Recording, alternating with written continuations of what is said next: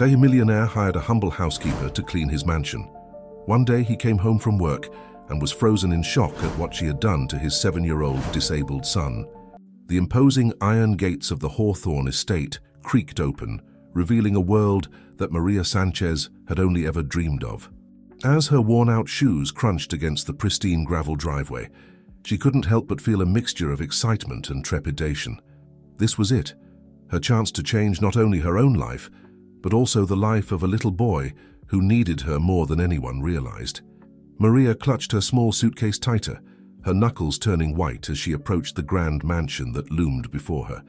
The sprawling Tudor-style home, with its intricate stonework and manicured gardens, seemed to dwarf everything around it, including Maria's own modest aspirations. But she was determined not to let the opulence intimidate her. After all, she wasn't here for the luxury. She was here for Raphael.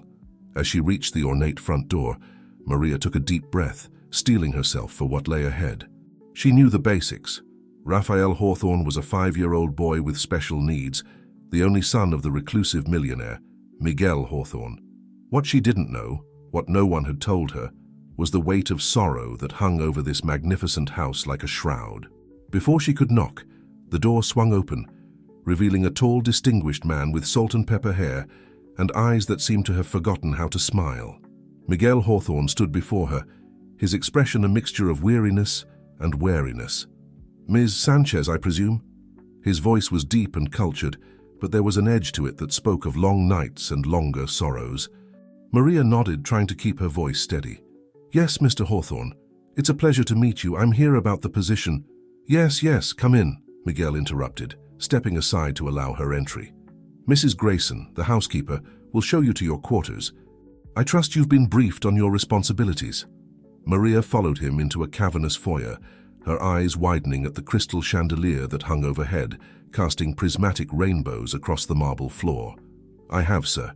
I'm to care for your son, Raphael, and assist with—" "Raphael requires special attention," Miguel cut in again, his tone softening almost imperceptibly at the mention of his son's name. "He's a bright boy, but since Isabel—" He trailed off, a flash of pain crossing his features before the mask of indifference slipped back into place. "Well, he has his challenges. I trust you're up to the task." There was a challenge in his words, a test that Maria was determined to pass. "I am, Mr. Hawthorne. I have experience with children with special needs, and I promise you, I'll do everything in my power to help Raphael thrive." For a moment something flickered in Miguel's eyes, hope perhaps, or the ghost of it, but it was gone as quickly as it had appeared. "Very well. Mrs. Grayson will acquaint you with the household routine. I'll be in my study if you need anything, though I prefer not to be disturbed unless it's absolutely necessary."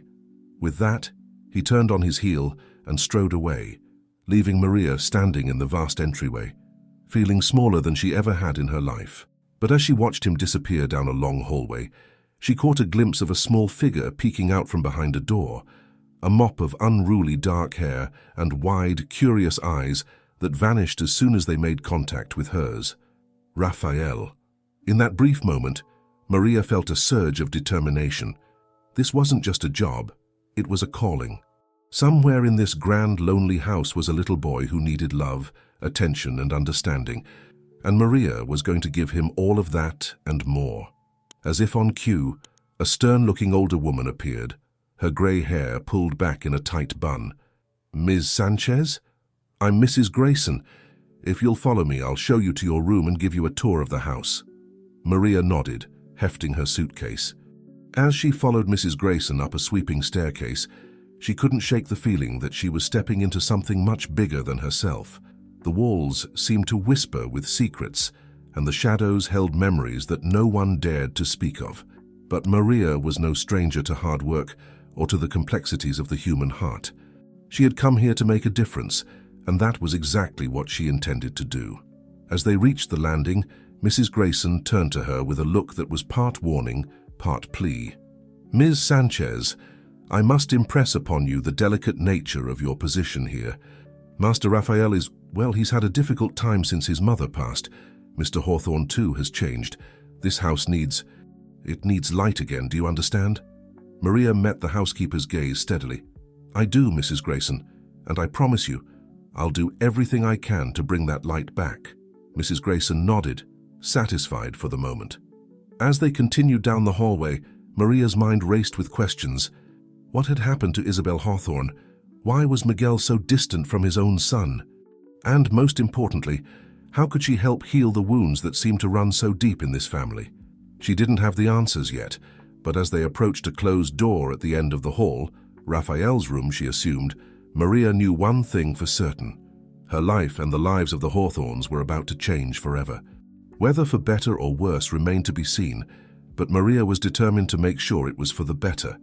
With a deep breath, she prepared to meet Raphael, the little boy who held the key to unlocking the mysteries of Hawthorne Manor. Little did she know, her own past was intricately woven into the very fabric of this house's history, and the truths she would uncover would shake the foundations of everything she thought she knew about herself and the family she had come to serve. The door to Raphael's room creaked open, and Maria's heart skipped a beat as she caught her first real glimpse of the boy she had come to care for. He sat in the corner of a room that seemed too large for a child, surrounded by toys that looked as though they had never been played with. His dark eyes, so much like his father's, met hers with a mixture of curiosity and apprehension. "Raphael," Maria said softly, taking a tentative step into the room. "My name is Maria. I'm going to be taking care of you from now on." For a long moment, Raphael just stared at her, his small hands fidgeting with the edge of his shirt. Then, to Maria's surprise, he spoke in a voice barely above a whisper. "Are you here to help me find Mommy?" The question hit Maria like a physical blow. She glanced at Mrs. Grayson, who stood in the doorway, her face a mask of practiced neutrality. But Maria could see the sadness in the older woman's eyes. "Oh, sweetheart," Maria said, kneeling down to Raphael's level.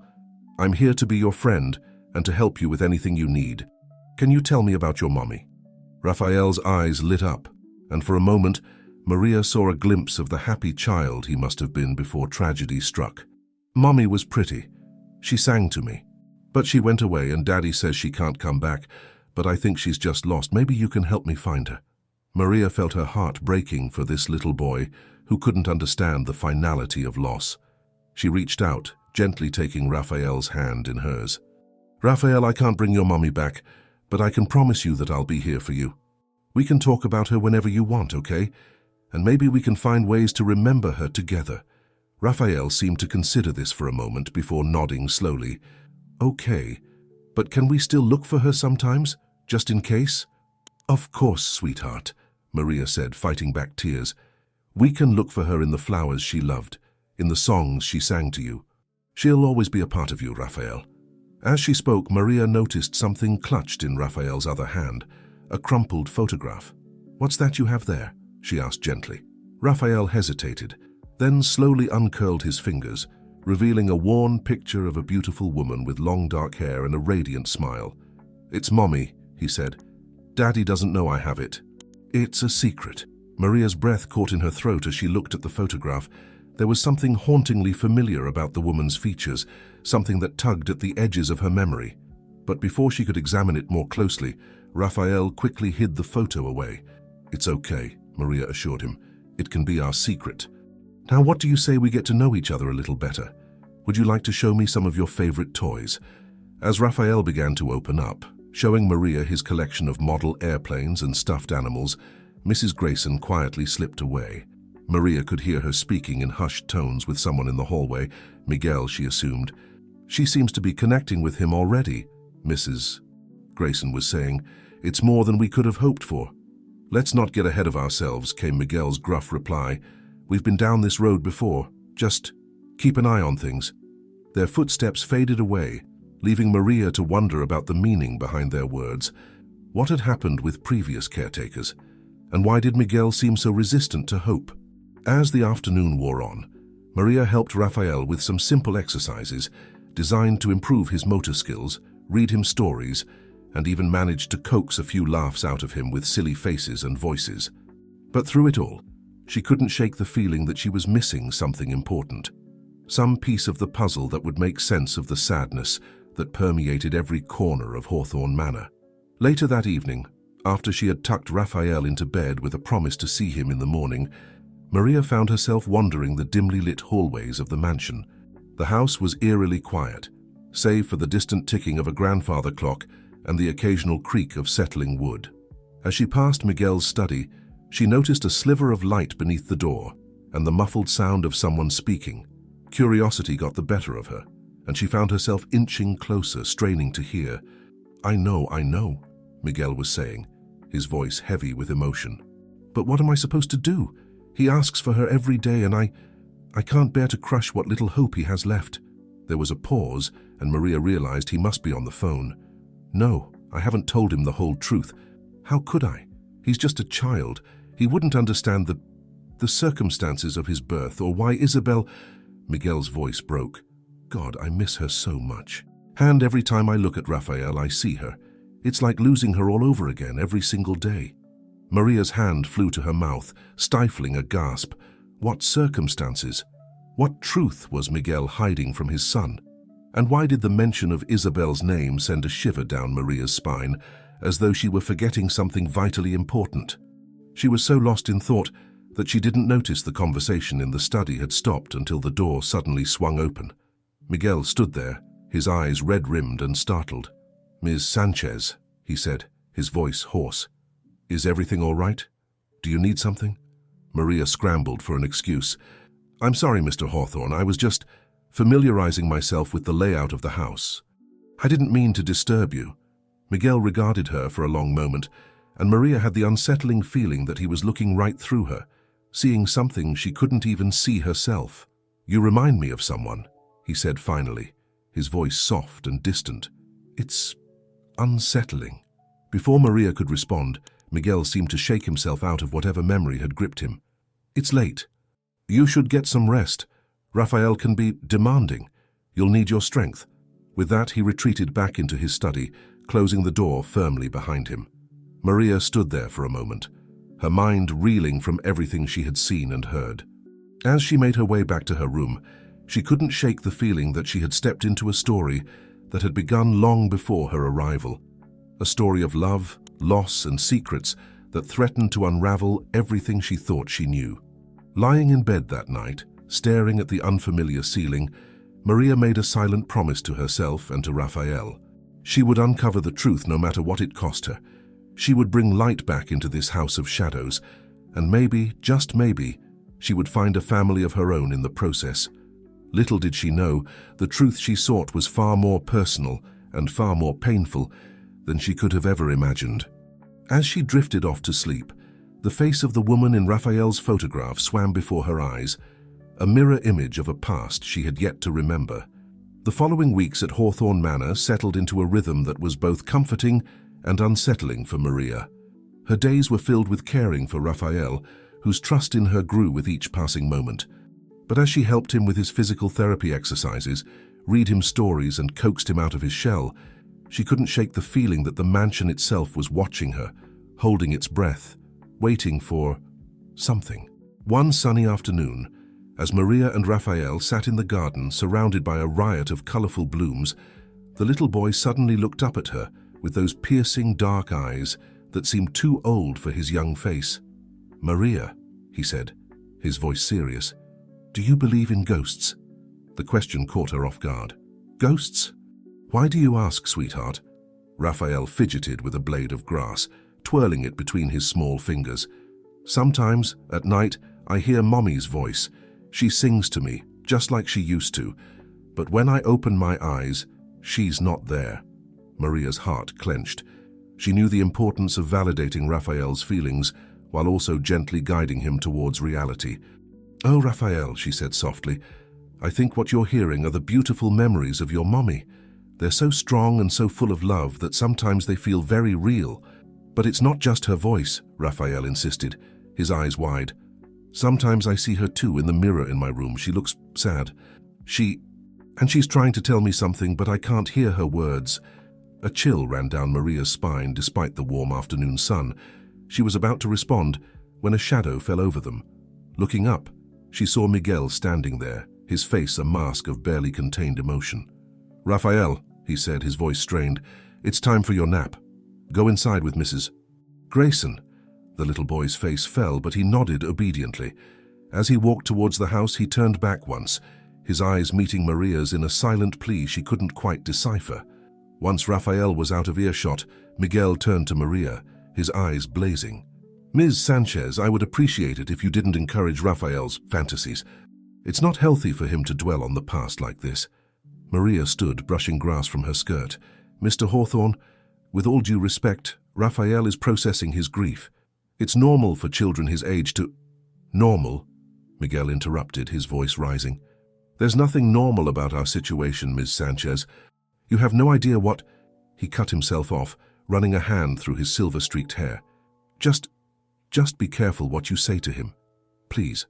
As he turned to leave, Maria found herself speaking before she could stop herself. "Mr. Hawthorne, I think Rafael needs to talk about his mother. Keeping her memory locked away isn't helping him heal." Miguel froze, his back to her. For a moment, Maria thought he might explode in anger, but when he spoke, his voice was low and filled with a pain so deep it made her ache. "You don't understand. Isabel, she wasn't just my wife. She was—" He shook his head. "Never mind. Just do your job, Miss Sanchez. That's all I ask."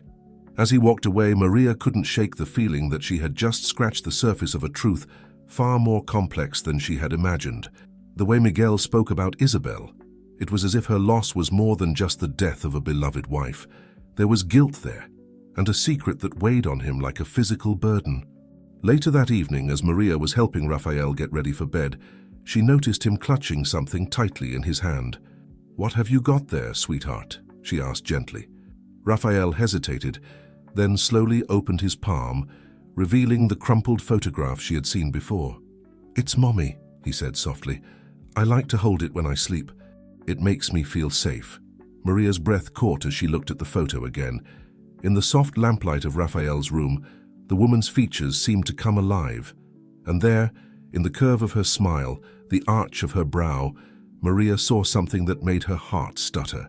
The woman in the photo looked just like her. "Rafael," she said, her voice barely a whisper, "may I look at this for a moment?" The boy nodded, handing her the photograph. Maria's hands trembled as she smoothed out the creases. It was impossible, and yet the resemblance was uncanny. If she didn't know better, she would have thought it was a picture of herself. "Rafael, do you know when this picture was taken?" The little boy shrugged. "Before I was born, I think. Daddy doesn't like to talk about it." Maria's mind raced. Could it be possible? Could there be some connection between her and Isabel that she didn't know about? But how? She would remember having a sister who married a millionaire, wouldn't she? As she tucked Rafael into bed, her thoughts were a whirlwind of questions and half-formed theories. She knew she should return the photo, but something compelled her to keep it just for the night. She needed to examine it more closely, to make sure she wasn't imagining things. "Good night, Rafael," she said, planting a kiss on his forehead. "Sweet dreams." "Good night, Maria," he mumbled, already half asleep. Then, so softly she almost missed it, he added, "You smell like Mommy." Maria's heart skipped a beat. She stood in the doorway for a long moment, watching Rafael's chest rise and fall in the peaceful rhythm of sleep. Then, clutching the photograph to her chest, she made her way back to her room, determined to unravel the mystery that seemed to be woven into the very walls of Hawthorne Manor. As she closed her bedroom door behind her, she didn't notice the figure watching from the shadows at the end of the hall. Miguel, his face a mask of conflicting emotions, as he observed the growing bond between Maria and his son. In that moment, hope and fear warred within him, for he knew that the truth, once revealed, would change everything. And in the quiet of the night, as the old house creaked and settled, the echoes of the past whispered secrets that were finally ready to be heard. The photograph of Isabel Hawthorne lay on Maria's dresser, illuminated by the soft glow of her bedside lamp.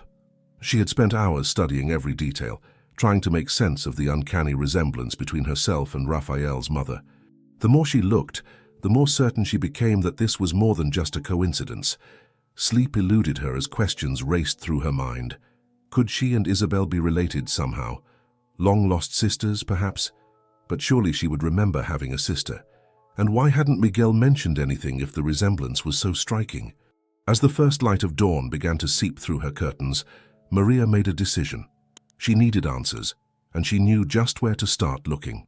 Later that morning, after getting Rafael settled with his tutor, Maria made her way to the manor's vast library. She had noticed it during her initial tour, but hadn't had a chance to explore it properly. Now, as she pushed open the heavy oak doors, she gasped at the sheer volume of books that lined the walls from floor to ceiling. "Impressive, isn't it?" Maria jumped at the sound of Mrs. Grayson's voice behind her. The housekeeper stood in the doorway, a knowing look in her eyes. "Mrs. Grayson, I was just looking for some reading material," Maria stammered, feeling like a child caught with her hand in the cookie jar. The older woman's lips curved into a small smile. "Of course, dear. The Hawthorne family history section is over there, third bookcase from the left." With that, she turned and left, her footsteps echoing down the hallway. Maria blinked, surprised by Mrs.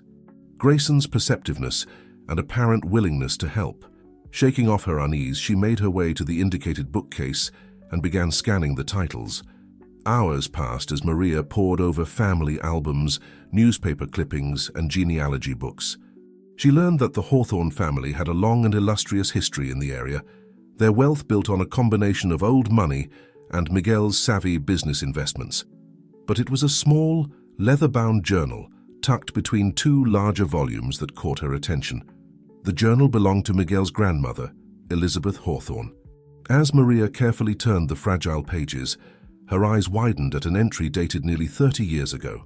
"Today, we made the hardest decision of our lives. To protect both families, we had to separate them. My heart breaks for those sweet baby girls, but it's the only way to keep them safe from the consequences of our past mistakes. May God forgive us for what we've done." Maria's hands trembled as she read the words over and over again. Baby girls, separated. Could it be possible that she and Isabel were those babies? But why? What mistakes? What consequences? So engrossed was she in the journal that she didn't hear the library door open. It wasn't until a shadow fell across the page that she looked up, startled to find Miguel standing over her, his face a storm of emotions. "Ms. Sanchez," he said, his voice low and dangerous, "I don't recall giving you permission to go through my family's private documents." Maria stood quickly, the journal clutched to her chest. "Mr. Hawthorne, I'm sorry, I found—" Miguel's eyes fell to the journal, and for a moment Maria saw a flicker of fear cross his face. "Where did you get that?" he demanded. "It was here in the library," Maria said, her voice stronger now. "Mr. Hawthorne, I think there's something you need to know. This journal, it talks about two baby girls being separated, and the photograph of Isabel. She looks just like me. Is it possible that—" "Enough!" Miguel's voice boomed through the library, making Maria flinch. "You have no right to dig into my family's past. Whatever you think you've discovered, whatever theories you've concocted in your head, I suggest you forget them, immediately." But Maria stood her ground. "With all due respect, Mr. Hawthorne, if there's a chance that Isabel and I are related, don't you think I have a right to know? Don't you think Raphael has a right to know?" At the mention of his son's name, Miguel seemed to deflate. He sank into a nearby armchair, suddenly looking older and more vulnerable than Maria had ever seen him. "You don't understand," he said softly. "The truth, it's not as simple as you think. There are things in my family's past, things that were done. If you knew, you'd run from this place and never look back." Maria approached him cautiously, her heart pounding. "Then help me understand. Please, Mr. Hawthorne. For Raphael's sake, if not for mine." Miguel looked up at her, his eyes searching her face as if seeing her for the first time. "You really don't know, do you?" he murmured. Then, with a heavy sigh, he nodded towards the chair opposite him. "Sit down, Miss Sanchez. It's time you learned the truth about the Hawthorne family. And about yourself." As Maria took her seat, a mix of anticipation and dread coursed through her.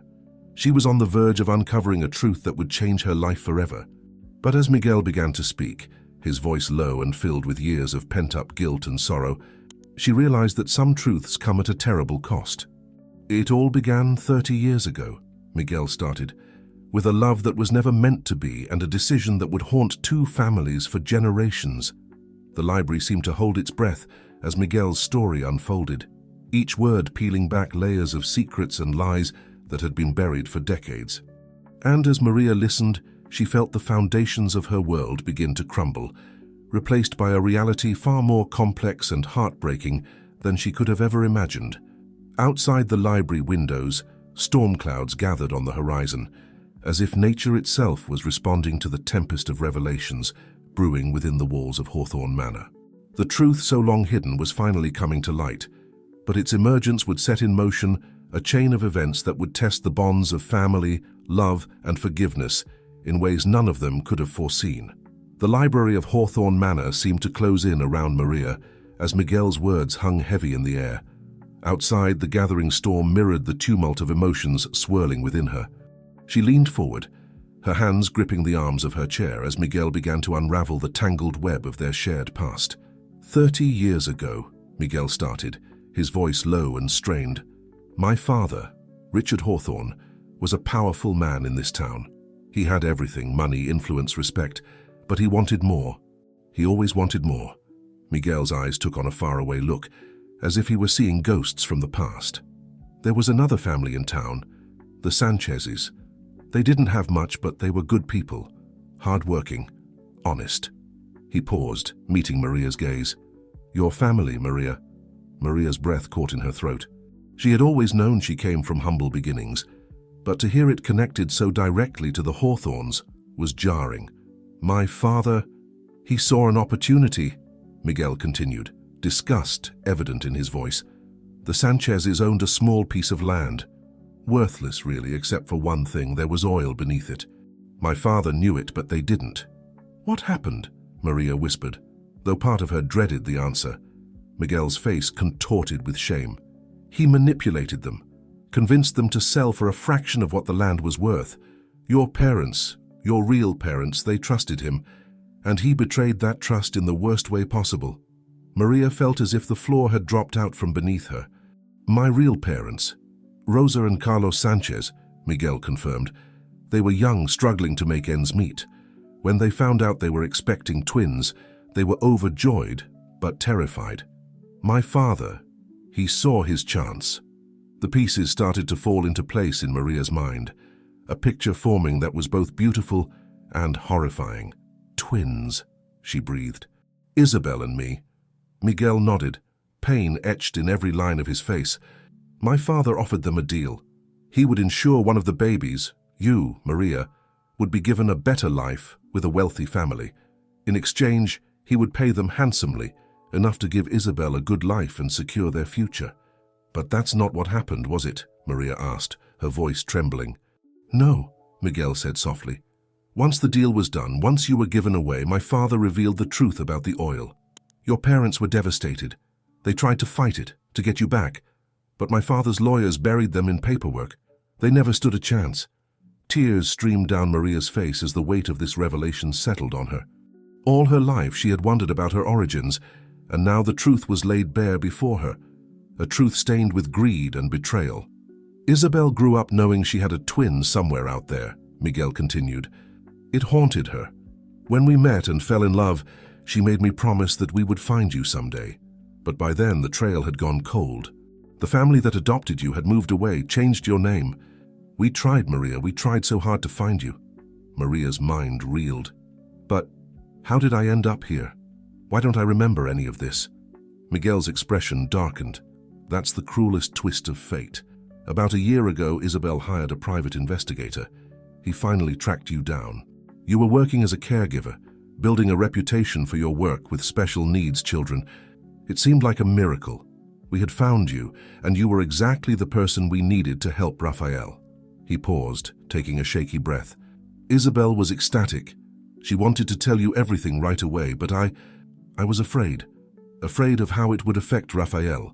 Afraid of dredging up the past. I convinced her to wait, to bring you here first, to let you get to know us before we revealed the truth. And then, Maria prompted, though she feared she already knew the answer. And then we lost her. Miguel's voice broke. A car accident. Just weeks before you were set to arrive. Suddenly, you weren't just Isabel's long-lost twin. You were the only mother Raphael had left. I couldn't bear to tell you the truth. I thought if you knew, you might leave, and I couldn't lose you too. Not when Raphael was finally starting to heal. The silence that followed was deafening. Maria's world had been turned upside down, her identity shattered and reformed in the span of a single conversation. She was Isabel's twin. She was Raphael's aunt. She was the product of a decades-old deception that had torn two families apart. "All this time," she whispered, "I've been feeling this connection to Raphael, to this house. I thought I was going crazy, seeing Isabel's face in the mirror, feeling like I belonged here somehow." Miguel nodded, his eyes glistening with unshed tears. "You belong here more than you know, Maria. Your family. You always have been." As if on cue, a small voice came from the doorway. "Daddy, Maria, why are you crying?" They both turned to see Raphael standing there, his eyes wide with concern. In that moment, looking at the little boy who was now her nephew, Maria felt a surge of love and protectiveness so strong it took her breath away. "Oh, Raphael," she said, opening her arms. The boy ran to her, burying his face in her embrace. As she held him, she looked over his head at Miguel, a silent understanding passing between them. The truth was out now, for better or worse.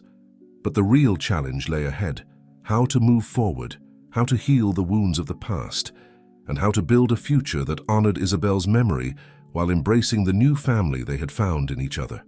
As the storm outside finally broke, rain lashing against the library windows, Maria held Raphael tighter, vowing to herself that no matter what came next, she would be there for him, for all of them.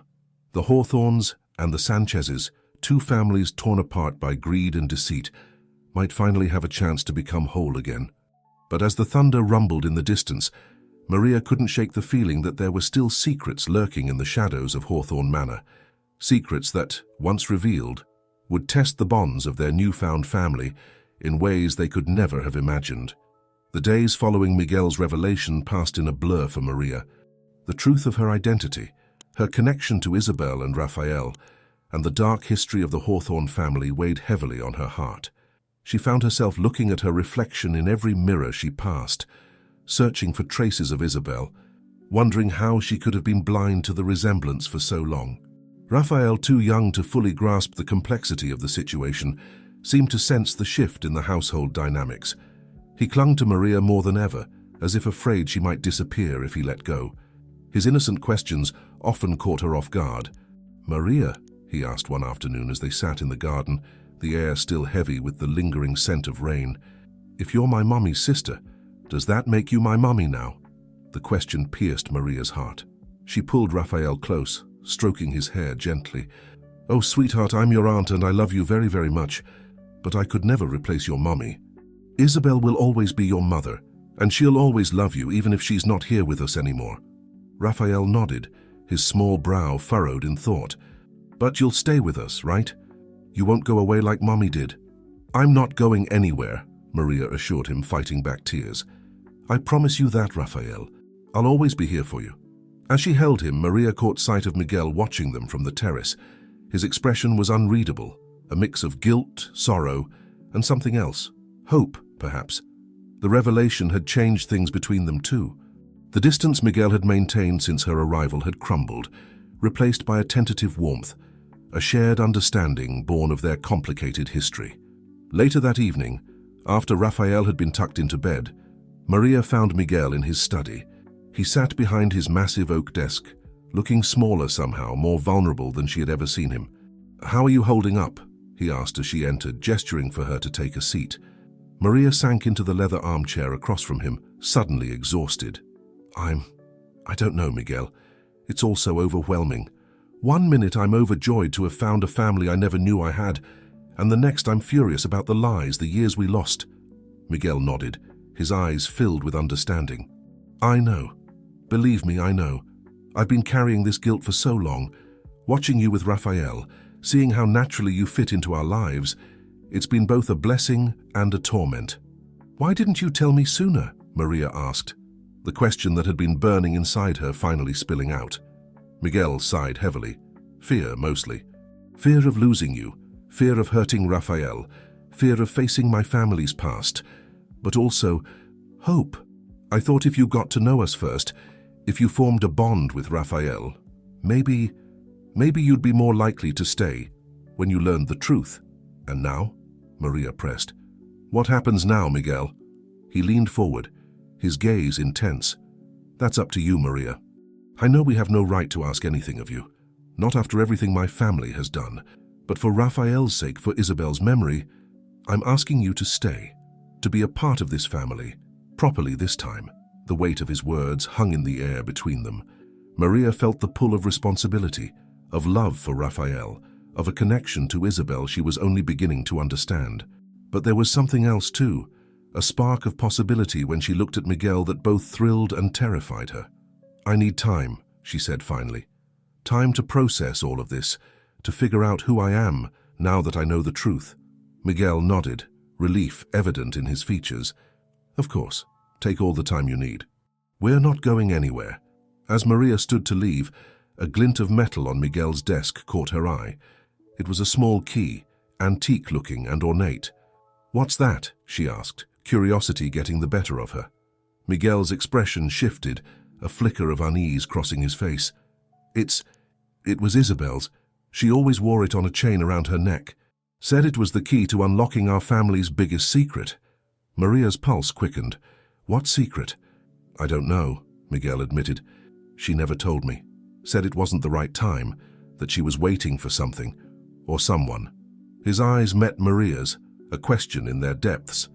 The implications hung unspoken between them. Could Isabel have been waiting for her long-lost twin? What secret could be so big that it required both sisters to unlock? As Maria left the study that night, her mind raced with possibilities. The key, the secret, the lingering mysteries of Hawthorne Manor, all of it pointed to a truth even deeper than what had already been revealed.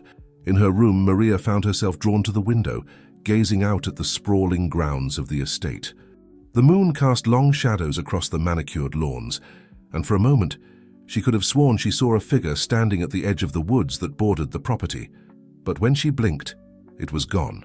Shaking off the eerie feeling, Maria turned back to her room. On her dresser, the photograph of Isabel seemed to watch her with knowing eyes. "What were you trying to tell me, sister?" Maria whispered to the image. "What secrets are still hiding in this house?"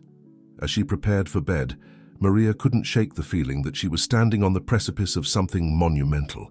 The truth of her identity had been revealed, yes, but it felt like only the beginning. There were still questions unanswered, shadows unexplored. And somewhere in Hawthorne Manor, a key waited to unlock a secret that could change everything once again. Sleep eluded Maria that night, as her mind whirled with possibilities.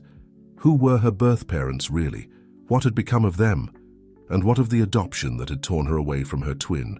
Were there more lies buried in that transaction? As the first light of dawn crept through her window, Maria made a decision. She would stay, yes, for Raphael, for the memory of the sister she never knew, and for the chance to uncover the full truth of her past.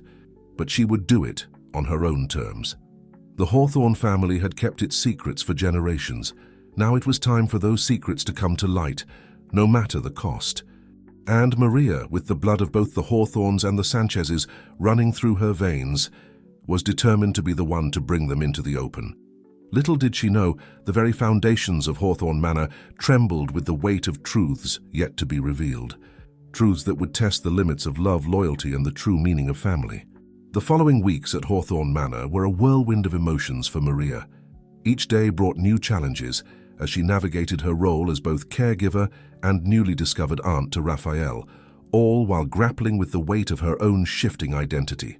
The truth of her connection to Isabel and the Hawthorne family had shaken her to her core, but it had also ignited a fierce determination to uncover every last secret hidden within the manor's walls. One crisp autumn morning, Maria found herself in the attic, surrounded by dust-covered boxes and forgotten relics of the Hawthorne family history.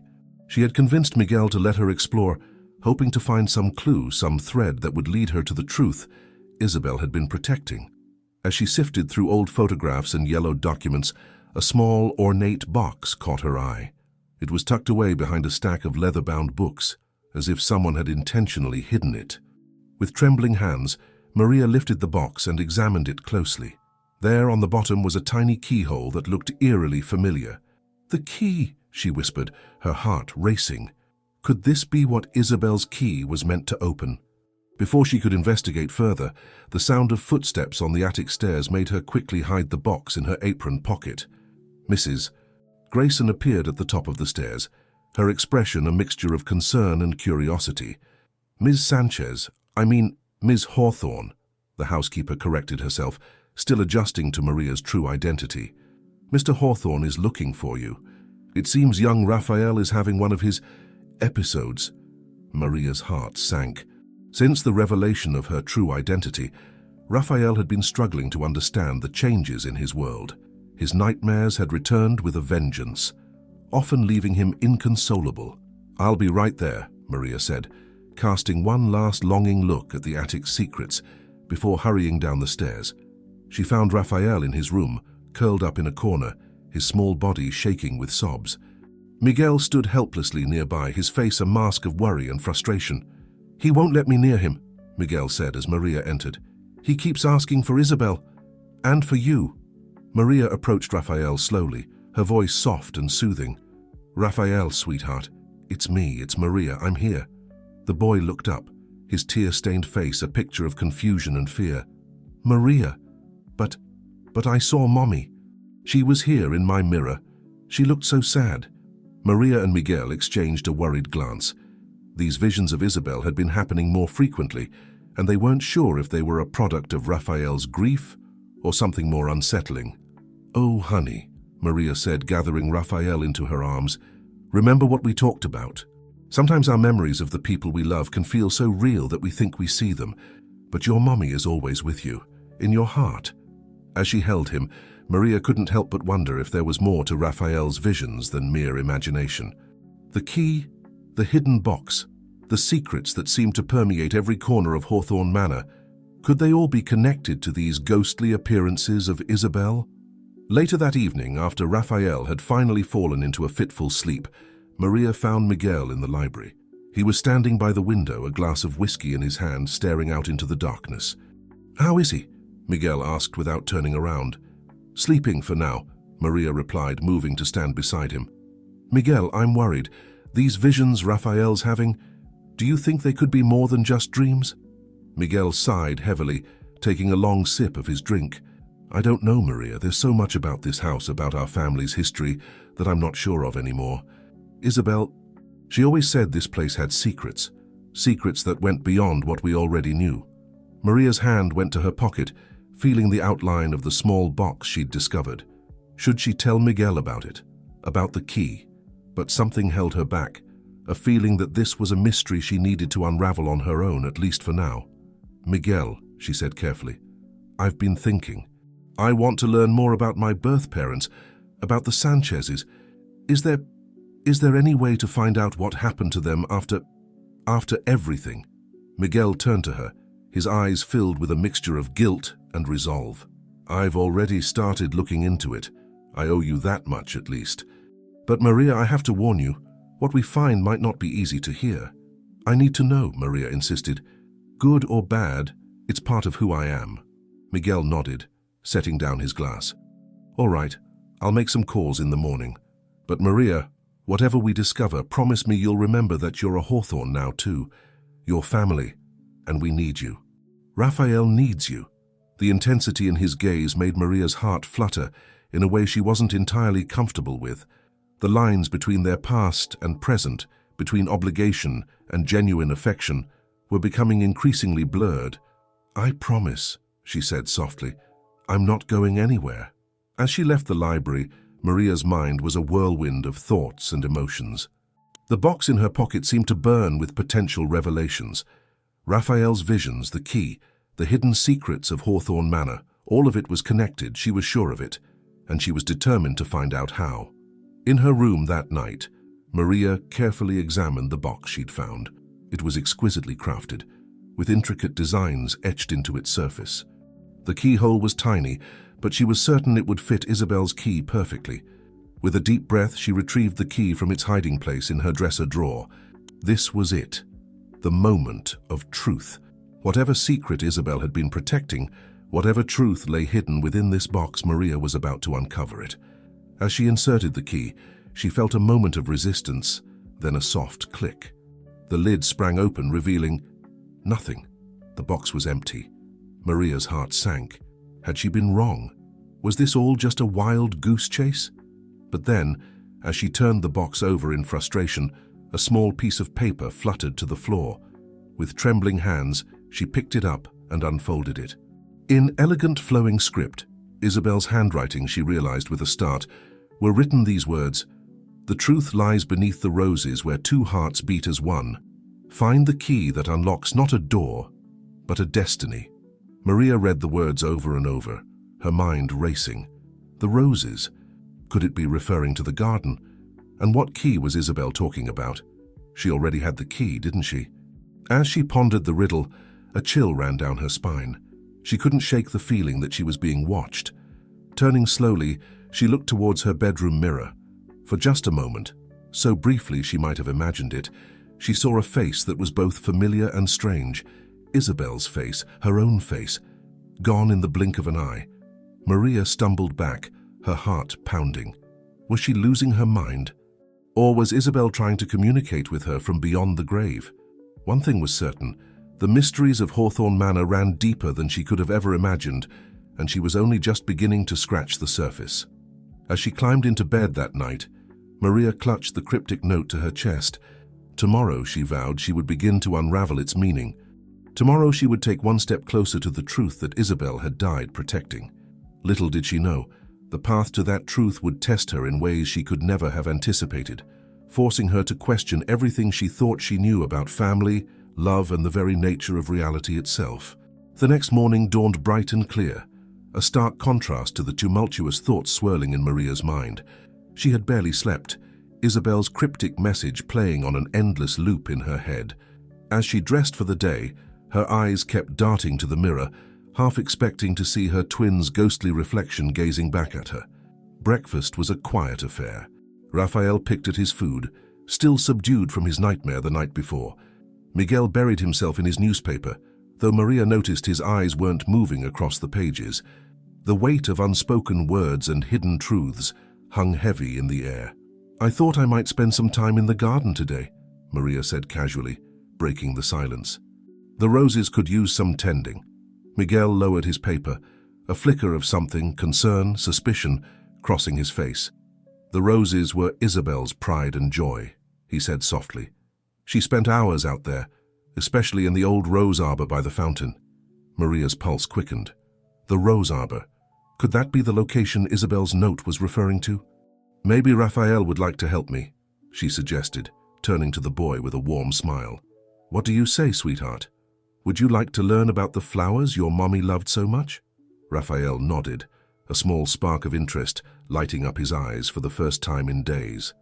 As they finished breakfast and prepared to head outside, Maria couldn't help but notice Miguel watching them intently, his expression unreadable. The Hawthorne Estates gardens were a masterpiece of landscape design, but it was clear that they had been somewhat neglected in the month since Isabel's passing. As Maria and Raphael made their way through the winding paths, she felt a pang of sadness for the faded beauty around them.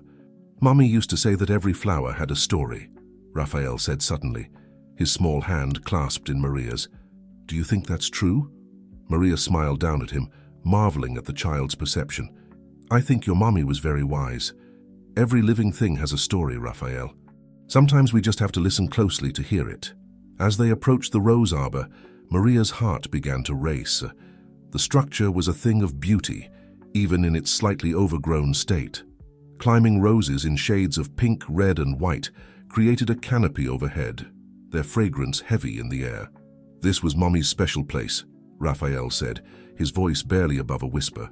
"She said it was magic." Maria knelt down beside him, struck by a sudden inspiration.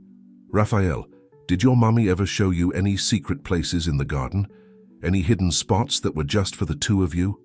The boy's brow furrowed in concentration. There was a stone, a big flat stone under the roses.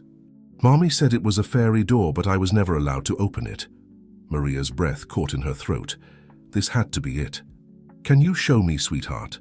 Raphael nodded eagerly, pulling her towards the back of the arbor.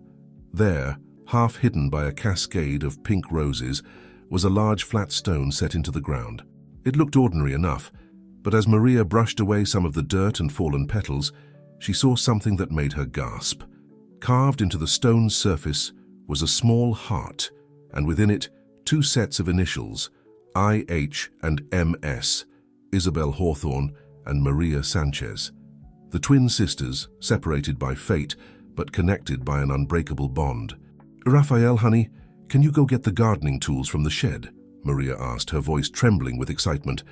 "I think we might need them to take care of these roses." As the boy scampered off, Maria examined the stone more closely. It was heavy, but there seemed to be a slight gap around its edges, as if it could be moved. With a deep breath, she placed her hands on its surface and pushed. For a moment nothing happened. Then, with a low grinding sound, the stone began to shift. Maria's heart pounded as she slowly lifted the slab, revealing a small dark space beneath. There, nestled in a bed of rose petals that had somehow remained fresh and vibrant, was a small leather-bound journal and another key, this one older and more ornate than the one Isabel had left behind. With shaking hands, Maria reached for the journal. As she opened it, a slip of paper fell out. A photograph. Maria's breath caught as she recognized the image. Two identical baby girls, sleeping peacefully side by side. On the back, in faded ink, were the words, "Isabel and Maria, born as one, separated by fate. May they find each other again." Tears blurred Maria's vision as she clutched the photo to her chest. Here was proof, tangible, undeniable proof, of the bond she shared with Isabel, of the life they should have had together. The sound of approaching footsteps snapped her back to the present. Quickly, she slipped the journal and key into her pocket and replaced the stone just as Raphael returned with the gardening tools. "Did you find any fairy secrets?" he asked eagerly. Maria smiled, ruffling his hair affectionately. "I think we might have, sweetheart, but some secrets take time to understand. Why don't we work on making these roses as beautiful as your mommy would have wanted them?" As they tended to the flowers together, Maria's mind raced with questions. What secrets did Isabel's journal hold? What did this new key open? And most importantly, how were all these pieces connected to the larger mystery surrounding her true identity and the history of the Hawthorne family? From the corner of her eye, Maria noticed movement near the house. Miguel stood on the terrace watching them intently. The look on his face was one of longing, tinged with something that might have been fear. In that moment, Maria realized that the path to the truth was going to be far more complicated than she had imagined. The secrets buried at Hawthorne Manor ran deep, tangled like the roots of the roses that surrounded her. Unraveling them would require not just courage, but also the wisdom to know which threads to pull and which to leave undisturbed. As the sun began to set, casting long shadows across the garden, Maria made a silent vow. She would uncover the truth, not just for herself, but for Raphael, for Isabel's memory, and for the family she was only beginning to understand. Whatever the cost, whatever secrets lay hidden in the pages of that journal or behind the doors that the mysterious key might open, she would face them. For in her heart, she knew that only by confronting the shadows of the past could she hope to step fully into the light of her true identity. The roses of Hawthorne Manor held the key to unlocking not just a mystery, but a destiny, one that had been waiting for her since the day she and Isabel had been torn apart. With a deep breath, Maria took Raphael's hand and turned back toward the house. Tomorrow would bring new challenges, new revelations. But for now, she allowed herself to savor this moment of connection to the little boy who had become the center of her world, to the sister she had lost before she ever truly knew her, and to the family legacy that was now irrevocably her own. As they walked, Maria couldn't shake the feeling that Isabel was watching over them, her presence as tangible as the scent of roses that lingered in the air. And for the first time since learning the truth about her identity, Maria felt not lost, but found. The mysteries of Hawthorne Manor were far from solved, but Maria now held the tools to unravel them. With each step toward the house, she felt herself moving not just across the garden, but toward a future where the truth would finally set them all free. The soft glow of the bedside lamp cast long shadows across Maria's room as she carefully opened Isabel's journal. Her heart raced with anticipation and a touch of fear. What secrets would these pages reveal? What truths had her sister been guarding all these years? With trembling fingers, she began to read, "My dearest Maria, if you're reading this, then fate has finally brought you home to Hawthorne Manor. How I've longed for this day, sister. There's so much to tell you, so many years to make up for. But I must start at the beginning, with the truth about our separation and the dark legacy that has haunted our family for generations." Maria's breath caught in her throat. She glanced at the door, half expecting Miguel or Mrs. Grayson to burst in and snatch away this tangible link to her twin, but the house remained silent, holding its secrets close. She read on, losing herself in Isabel's elegant script. "We were born under a shadow, Maria. Our parents, Rosa and Carlos Sanchez, were good people caught in a web of deceit spun by the Hawthorns. The land deal that tore us apart was just the tip of the iceberg. There's a power in our bloodline, a gift passed down through generations of Sanchez women. A gift the Hawthorns have long sought to control. Richard Hawthorne, Miguel's father, didn't just want our family's land. He wanted that power. He believed that by separating us, by raising one of us in wealth and the other in obscurity, he could harness that power for his own ends. But he underestimated the bond between twins, the connection that can't be severed by distance or time. Maria's mind reeled. Power, gifts. It sounded like something out of a fairy tale. And yet, hadn't she always felt different, somehow set apart from those around her? Hadn't she always sensed a presence, a whisper of something just beyond her reach? She turned the page, her eyes devouring every word. "I've spent years unraveling the truth, Maria. The Hawthorns have a secret of their own, a curse that has plagued them for centuries. They believed our power could break that curse, could free them from the shadows that have haunted Hawthorne Manor since its foundations were laid.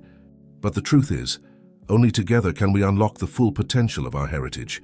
Only by reuniting can we hope to break the chains of the past and forge a new future, for ourselves, for Raphael, and for both our families."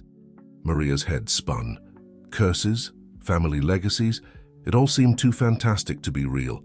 And yet she couldn't deny the ring of truth in Isabel's words, couldn't ignore the way they resonated with something deep inside her. She was about to turn to the next page when a soft knock at the door made her jump. Quickly, she slid the journal under her pillow. "Come in," she called, her voice shakier than she intended. The door creaked open, revealing Raphael in his pajamas, his stuffed bear clutched tightly to his chest. "I had a bad dream," he whispered, his eyes wide and frightened. "Can I stay with you?" Maria's heart melted. "Of course, sweetheart," she said, patting the bed beside her. "Come here." As Raphael snuggled close, Maria couldn't help but marvel at the twist of fate that had brought them together. This child, her nephew, who had already claimed such a large piece of her heart. "What was your dream about?" she asked gently, stroking his hair. Raphael was quiet for a moment, then said in a small voice, "I saw Mommy again. She was in the garden, by the roses. She looked sad, and she kept pointing at something, but I couldn't see what it was. She was trying to tell me something important, but I couldn't hear her." A chill ran down Maria's spine. These visions of Isabel were becoming more frequent, more vivid. Could they be more than just dreams? Could Isabel truly be trying to communicate from beyond? "It's okay," Maria soothed, pushing aside her own unease. "Your mommy loved you very much, Raphael. I'm sure she just wants you to know that she's watching over you." As Raphael drifted off to sleep, Maria's mind raced. The journal, the dreams, the strange occurrences in the manor. It all pointed to something bigger than she had imagined. Something that tied the Sanchezes and the Hawthorns together in ways she was only beginning to understand. She glanced at the sleeping child beside her, then at the journal peeking out from under her pillow. Whatever secret still lay hidden in those pages, whatever truths Isabel had uncovered, Maria knew she had to tread carefully. The stakes were higher than ever, and it wasn't just her own future at risk anymore. With a deep breath, she reached for the journal once more. As she opened it, a slip of paper fell out, a map, she realized, of the Hawthorne estate. And there, marked in red ink, was a spot deep in the woods behind the manor. Isabel's words echoed in her mind. "Only together can we unlock the full potential of our heritage." Maria's heart raced. Was this the key to unraveling the mystery? The path to breaking the curse that Isabel had mentioned? As the night deepened around her, Maria made a decision. Tomorrow she would follow the map. Tomorrow she would take the next step on this journey into her past, and perhaps into a future she could never have imagined. But for now, she held Raphael close, listening to his steady breathing and feeling for the first time truly at home. Whatever challenges lay ahead, whatever secrets still lurked in the shadows of Hawthorne Manor, she knew she wasn't facing them alone. For in the quiet of the night, in the space between heartbeats, Maria could almost sense Isabel's presence, a whisper of support, a promise of revelation. And in that moment, she knew that the bonds of family, of love, of shared destiny were stronger than any curse, any separation, any twist of fate. With that comforting thought, Maria closed her eyes, letting sleep claim her at last. In her dreams, she walked through sun-dappled woods, following a path strewn with rose petals, her sister's laughter echoing through the trees, guiding her home. The early morning mist clung to the grounds of Hawthorne Manor like a shroud, turning the familiar landscape into something ethereal and slightly foreboding. Maria stood at the edge of the manicured lawn, the worn map clutched in her hand, her eyes fixed on the dense woods that stretched out before her. She had risen before dawn, leaving Raphael still peacefully asleep in her bed. A note on the nightstand explained her absence to Miguel and Mrs. Grayson, a simple statement about an early morning walk to clear her head. It wasn't entirely a lie, but the weight of the journal in her backpack and the key around her neck reminded her of the true purpose of this expedition. Taking a deep breath, Maria stepped into the woods. The air was cool and damp, filled with the earthy scent of decaying leaves and new growth. As she ventured deeper, following the faint path marked on Isabel's map, the sounds of the manor faded away, replaced by the gentle rustle of leaves and the occasional call of a bird. The further she walked, the more Maria felt as though she were crossing some invisible threshold. The woods seemed to press in around her, watching, waiting. More than once she caught a flicker of movement from the corner of her eye, only to turn and find nothing there. After what felt like hours, but could only have been minutes, Maria reached a small clearing. Her breath caught in her throat as she saw what awaited her there. In the center of the clearing stood an ancient oak tree, its massive trunk twisted and gnarled with age. But it was what was carved into the bark that made Maria's heart race. There, weathered by time but still clearly visible, was a symbol, two intertwined hearts each bearing a set of initials, I.H. and M.S. Isabel Hawthorne and Maria Sanchez. With trembling fingers, Maria reached out to touch the carving. As her skin made contact with the rough bark, a jolt of energy surged through her, so powerful it nearly knocked her off her feet. Suddenly, the clearing was filled with a shimmering light. Maria blinked, unable to believe what she was seeing. There, standing before her as real and solid as the tree itself, was Isabel. "Hello, sister," Isabel said, her voice echoing strangely in the stillness of the woods. "I've been waiting for you." Maria's legs gave way, and she sank to the forest floor, her eyes never leaving the apparition before her. "Isabel? How is this possible?" Isabel's smile was tinged with sadness. "The veil between worlds is thin here, Maria. This place, it's special, sacred. It's where our ancestors first discovered their power, and where the Hawthorne curse began." As Isabel spoke, the air around them seemed to shimmer and shift. Maria watched in awe as scenes from the past played out like ghostly projections among the trees. She saw two young women, clearly twins, standing hand in hand before the ancient oak. Their faces were filled with joy as they channeled some unseen force, causing flowers to bloom and trees to bend at their will. Then the scene changed. A man in old-fashioned clothing, a Hawthorne ancestor, Maria realized, watched the twins with a mixture of fear and greed in his eyes.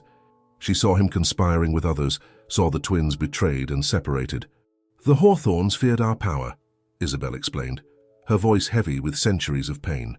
"They believed that by controlling it, they could achieve greatness.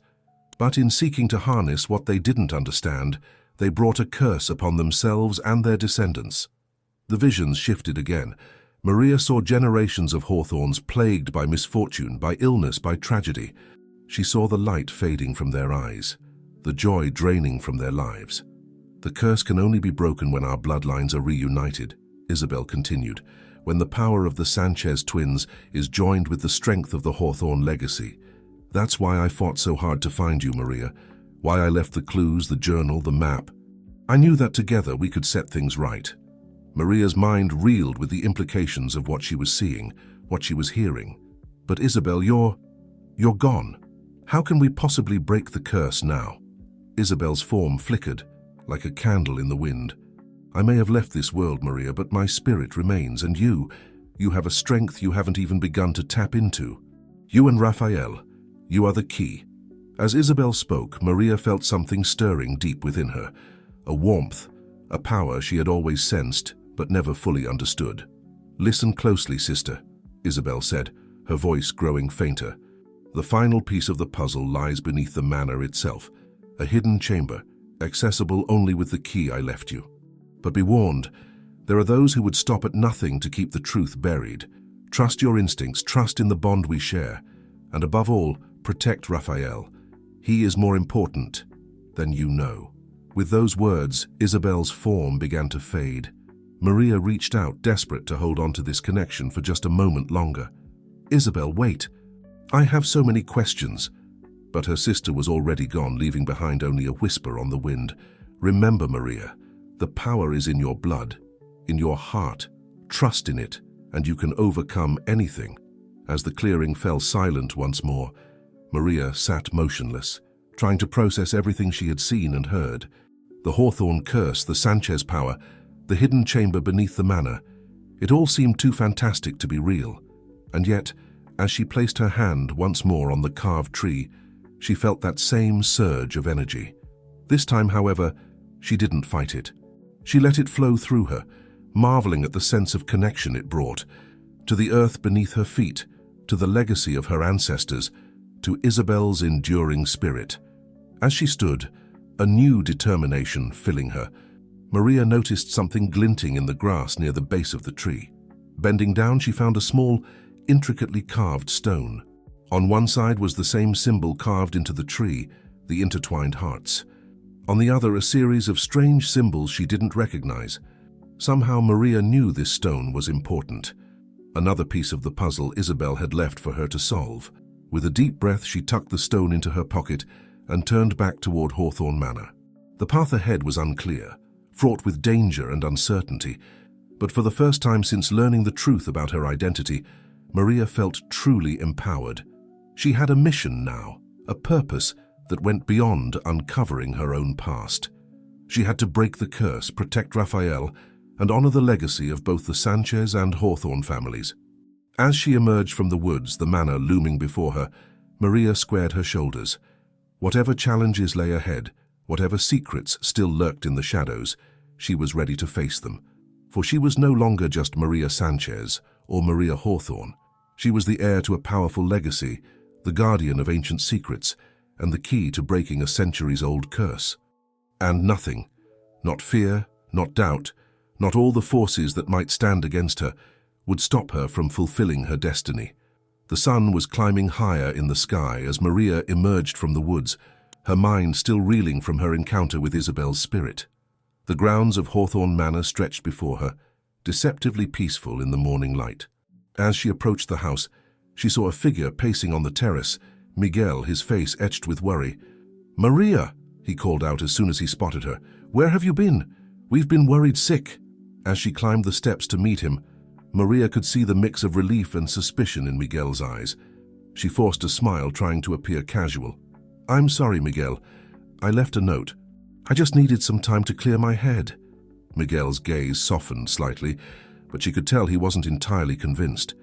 "You were gone for hours, Maria. Raphael's been asking for you all morning." Guilt washed over her. In her eagerness to uncover the truth, she had momentarily forgotten about the little boy who had come to depend on her so much. "I'm sorry," she said again, this time with genuine remorse. "Where is he? I'll go to him right away."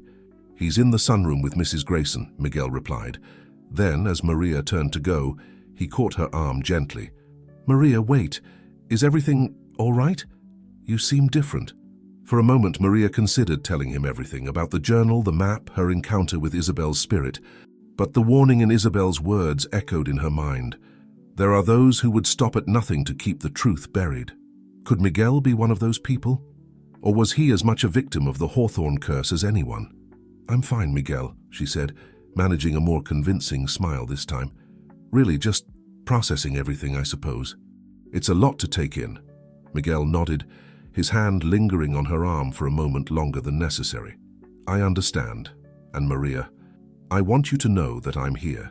Whatever you're going through, whatever questions you have, you don't have to face it alone."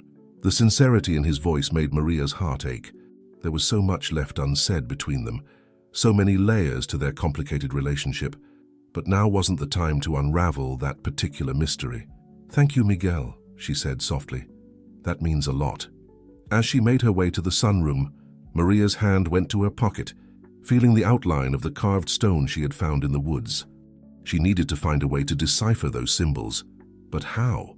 The answer came to her as she entered the sunroom and saw Raphael's face light up at her arrival. "Maria, you're back!" he exclaimed, running to her with open arms. As she scooped him up in a hug, an idea formed in her mind. Raphael had always been fascinated by codes and puzzles. Perhaps under the guise of a game, he could help her unlock the mystery of the stone. "I missed you too, sweetheart," she said, planting a kiss on his forehead. "Hey, I found something interesting on my walk. Want to see?" Raphael nodded eagerly, his earlier distress at her absence forgotten in the face of a new adventure. Maria led him to a small table by the window, away from Mrs. Grayson's curious gaze. "Look at this," she said, pulling out the stone and showing him the side with the strange symbols. "It's like a secret code. Do you think you could help me figure it out?" Raphael's eyes widened with excitement.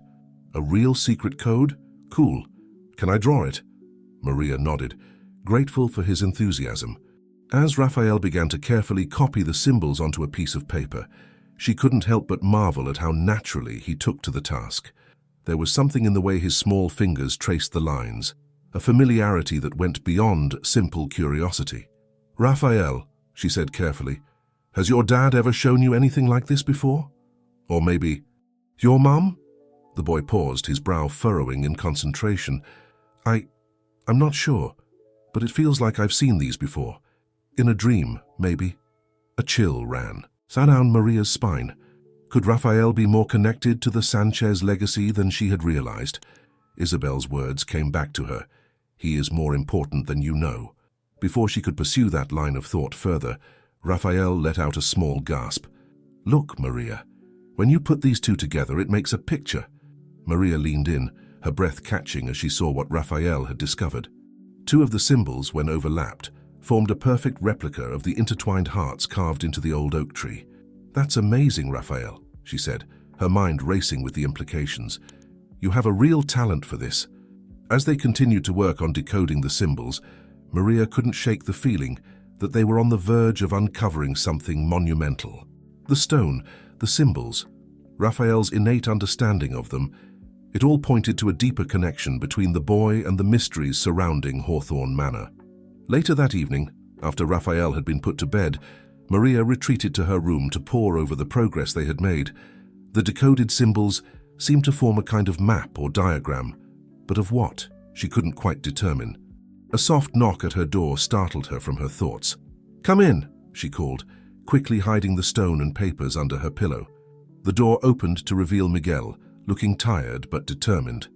"Maria, I think it's time we talked," he said, stepping into the room and closing the door behind him.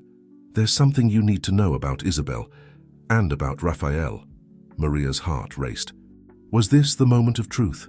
Would Miguel finally reveal what he knew about the Hawthorne curse and the Sanchez legacy? As Miguel took a seat across from her, his face a mask of conflicting emotions, Maria steeled herself for whatever revelations were to come. The path to the truth was never easy, but she was ready to face it head-on. Little did she know the secrets Miguel was about to share would shake the very foundations of everything she thought she knew about her family, her identity, and her destiny. The silence in Maria's room was thick with tension as Miguel gathered his thoughts. Maria watched him, her heart pounding as he seemed to wrestle with whatever he was about to reveal. "I don't even know where to begin," Miguel said finally, his voice barely above a whisper. "There's so much you don't know, so much I've kept hidden, even from myself." Maria leaned forward, her voice gentle but firm. "Start at the beginning, Miguel. Tell me about Isabel." Miguel nodded, taking a deep breath. "Isabel was extraordinary. From the moment I met her, I knew there was something special about her, something almost otherworldly." He paused, his eyes distant with memory. "At first, I thought it was just love, you know? The way everything seems magical when you're falling for someone. But as time went on, I realized it was more than that. The Sanchez power," Maria said softly. It wasn't a question. Miguel's eyes snapped to her face, a mixture of surprise and wariness in his gaze. "You know about that?" Maria nodded, deciding in that moment to trust her instincts and to trust Miguel. "Isabel left me her journal, and I've seen things, experienced things that can't be explained by ordinary means." For a moment, Miguel looked like he might deny everything, might retreat back into secrecy and half-truths. But then his shoulders sagged, as if a great weight was being lifted. "Yes, the Sanchez power," he confirmed, "a gift passed down through generations of Sanchez women. Isabel could do things, incredible things. She could communicate with nature, sense emotions, even glimpse fragments of the future." He shook his head in wonder. But it was more than just her abilities. It was like she was connected to something greater, something ancient and powerful. Maria's mind raced, connecting dots she hadn't even realized were there. "And the Hawthorne curse, how does that fit in?" Miguel's face darkened. "Ah, the curse. The price my family has paid for generations of greed and fear." He stood pacing the room as he spoke. "Centuries ago, one of my ancestors discovered the Sanchez twins and the power they wielded. He became obsessed with possessing that power for himself. Miguel's voice broke. He did terrible things. Tore the twins apart, tried to harness their abilities through dark means. But it backfired," Maria guessed, her voice hollow. Miguel nodded grimly. "The power he sought turned against him, cursing him and all his descendants. Misfortune, illness, tragedy, they've haunted the Hawthorne line ever since. When I met Isabel, I hoped that maybe our love could break the curse. That by joining our families willingly, with love instead of coercion, we could set things right. But it wasn't that simple," Maria said softly. "No," Miguel agreed, sinking back into his chair. "The curse ran too deep. And then, when we found out about you, when we realized the twin connection still existed, everything changed." Maria's breath caught. "What do you mean?" Miguel met her gaze, his eyes filled with a mixture of hope and fear. "Isabel believed that only by reuniting the Sanchez twins, you and her, could the full power of your bloodline be realized. Only then could the curse truly be broken. But I was lost," Maria said, the pieces falling into place. "Adopted with no knowledge of my true heritage." "Exactly," Miguel nodded. "We searched for years, following every lead, every hint of your whereabouts. And then just when we had almost given up hope, you found me," Maria finished. "Yes," Miguel said softly. "But by then, Isabel was—" He trailed off, unable to finish the sentence. Maria's mind was reeling. "Miguel, the accident that took Isabel's life, was it really an accident?" The pain that flashed across Miguel's face was answer enough. "I don't know," he admitted. "There are forces at work here that I don't fully understand. Forces that might go to any lengths to keep the Hawthorne curse intact, to keep the Sanchez power from being fully realized." A chill ran down Maria's spine as she remembered Isabel's warning. There are those who would stop at nothing to keep the truth buried. "And Raphael?" she asked, almost afraid to hear the answer. "Where does he fit into all of this?" Miguel's expression softened, a mixture of love and worry crossing his features. "Raphael is special. More special than I think even he realizes. He's not just my son, Maria. He's the first child born of both Hawthorne and Sanchez blood in centuries." Maria gasped, the implications hitting her like a physical blow. "He has both the power and the curse in his veins." Miguel nodded solemnly. "Isabel believed he was the key to everything, that through him the curse could be broken and the true potential of both bloodlines could be realized. But she also feared for him. Feared that the same forces that have kept our families apart for so long would target him. That's why you've kept him so isolated," Maria realized. "Why you've been so protective." "I had to," Miguel said, his voice breaking. "After losing Isabel, the thought of anything happening to Raphael, I couldn't bear it. But I also knew I couldn't protect him alone. That's why when we finally found you, it seemed like a miracle. A chance to give Raphael the connection to his Sanchez heritage that he needs, while also keeping him safe." Maria sat back, her mind whirling with everything she had learned. The weight of responsibility settled on her shoulders like a physical thing. She wasn't just here to uncover her past or to find her place in the world. She was here to protect Raphael, to help him understand and control his unique heritage, and ultimately to break a centuries-old curse that had caused so much pain and suffering. "Miguel," she said slowly, "there's something you should know. Something that happened to me in the woods today." As Maria recounted her experience with Isabel's spirit, the ancient oak tree and the carved stone, she watched Miguel's expression change from disbelief to wonder to fierce determination. "Then it's true," he breathed when she had finished. "Everything Isabel believed, everything she worked for, it's all coming to a head now. With you here, with Raphael coming into his powers, we might finally have a chance to set things right." Maria nodded, feeling a sense of purpose settle over her. "But we have to be careful," she warned. "Isabel said, there are those who would try to stop us. We don't know who we can trust." "We can trust each other," Miguel said firmly, reaching out to take her hand. The touch sent a jolt through Maria, a connection that went beyond the physical. "And we can trust in the bond you share with Raphael. Whatever comes next, we'll face it together." As Miguel's words hung in the air between them, Maria felt a shift in the energy of the room. The secrets that had kept them apart were now out in the open, creating a new understanding, a new alliance. But even as hope bloomed in her heart, a shadow of doubt lingered. There were still so many unanswered questions, so many potential dangers lurking in the shadows of Hawthorne Manor. As Miguel bid her good night and left the room, Maria turned to the window, gazing out at the moonlit grounds.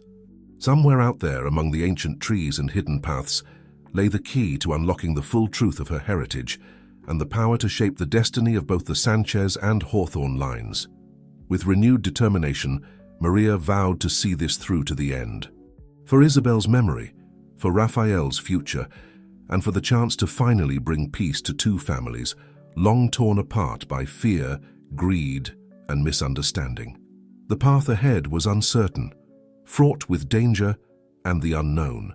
But for the first time since arriving at Hawthorne Manor, Maria felt truly ready to face whatever challenges lay ahead, for she was no longer alone in her quest. She had Miguel, she had Raphael, and she had the strength of her ancestors flowing through her veins. As she prepared for bed, Maria couldn't shake the feeling that they were on the cusp of something monumental. The next few days would be crucial. The time had come to delve deeper into the mysteries of Hawthorne Manor, to unlock the secrets hidden within its walls, and to embrace the full power of her Sanchez heritage. Whatever the cost, whatever the consequences, Maria was ready to face her destiny head-on. For in doing so, she might finally bring healing to two families long divided by the shadows of the past. The early morning light filtered through the heavy curtains of the Hawthorne Manor library, casting long shadows across the room.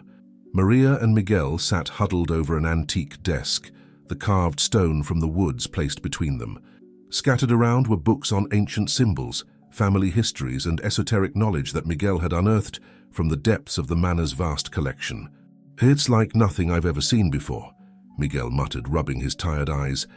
They had been at this for hours, poring over every reference they could find, trying to decipher the mysterious symbols etched into the stone surface. Maria nodded, stifling a yawn. "But we know they're connected to the Sanchez power somehow. The way Raphael responded to them, it can't be a coincidence." At the mention of his son's name, Miguel's expression softened. "Speaking of Raphael, don't you think it's time we included him in this? If what we suspect is true, if he really is the key to breaking the curse." Maria hesitated. The protective instinct she felt towards Raphael warred with the knowledge that he was far more than just a child. He was, as Miguel had said, the first to carry both Hawthorne and Sanchez blood in centuries. "You're right," she said finally, "but we need to be careful. We don't want to overwhelm him." As if summoned by their conversation, a small knock sounded at the library door. It creaked open to reveal Raphael still in his pajamas, his dark curls tousled from sleep. "Dad?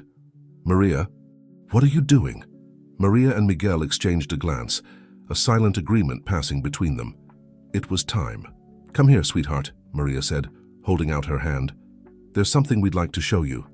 Raphael approached cautiously, his eyes wide with curiosity. As he drew closer to the desk, his gaze fixed on the carved stone. Without prompting, he reached out, his small fingers tracing the symbols with a familiarity that sent a shiver down Maria's spine. "I've seen these before," Raphael whispered, his voice filled with wonder. "In my dreams." Miguel leaned forward, his voice gentle but urgent. "Raphael, can you tell us what they mean? It's very important." The boy's brow furrowed in concentration. For a moment, nothing happened.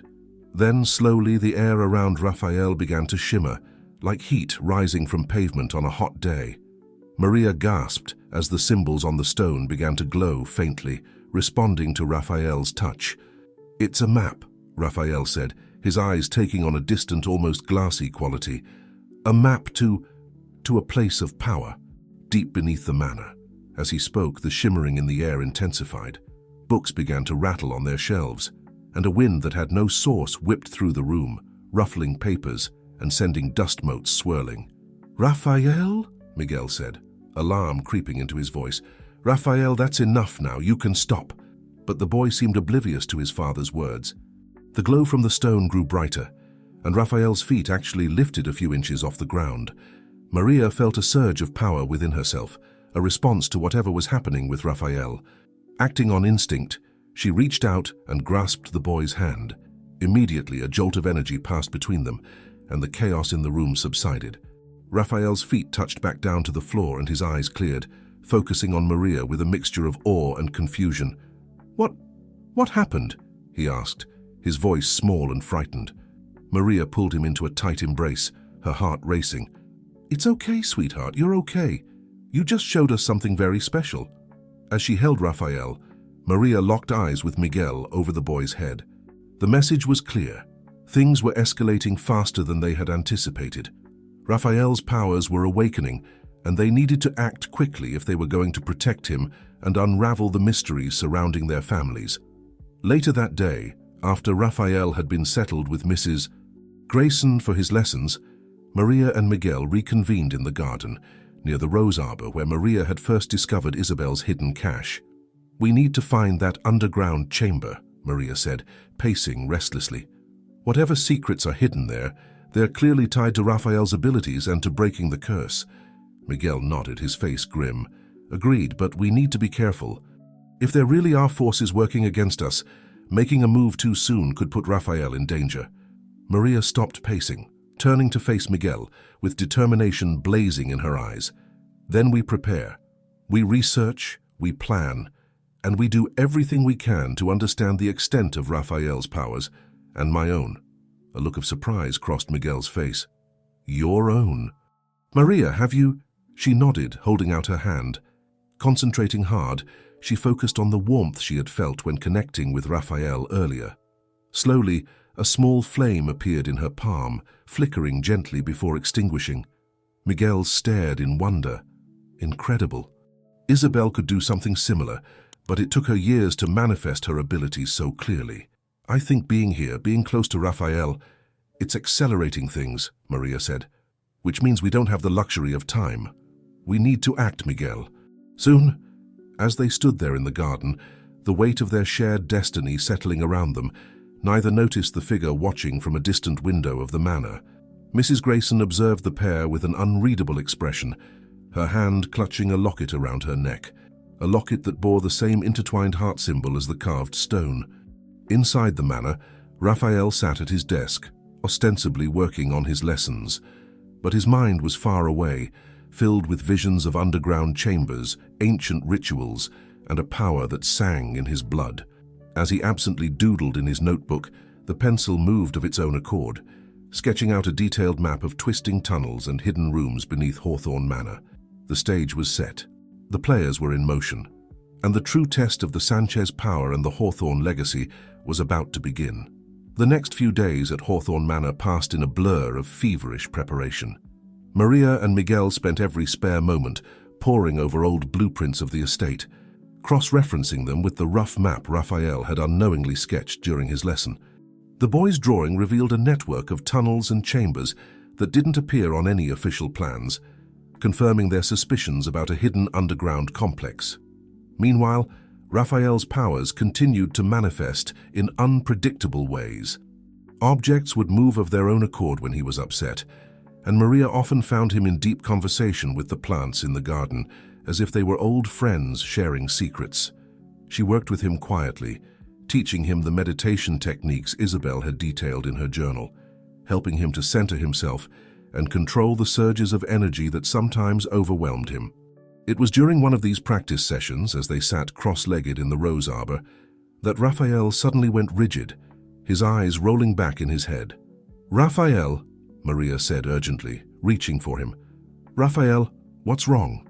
The boy's voice, when he spoke, was not his own. It was deeper, older, filled with an ancient wisdom that sent chills down Maria's spine. "The path opens, but beware the guardian who sleeps below. What was sundered must be made whole. The price of power is truth revealed." With a gasp, Raphael came back to himself, blinking in confusion at Maria's worried face. "What happened? Did I fall asleep?" Maria pulled him close, her mind racing. A vision clearly, but from where? From whom? And what did it mean?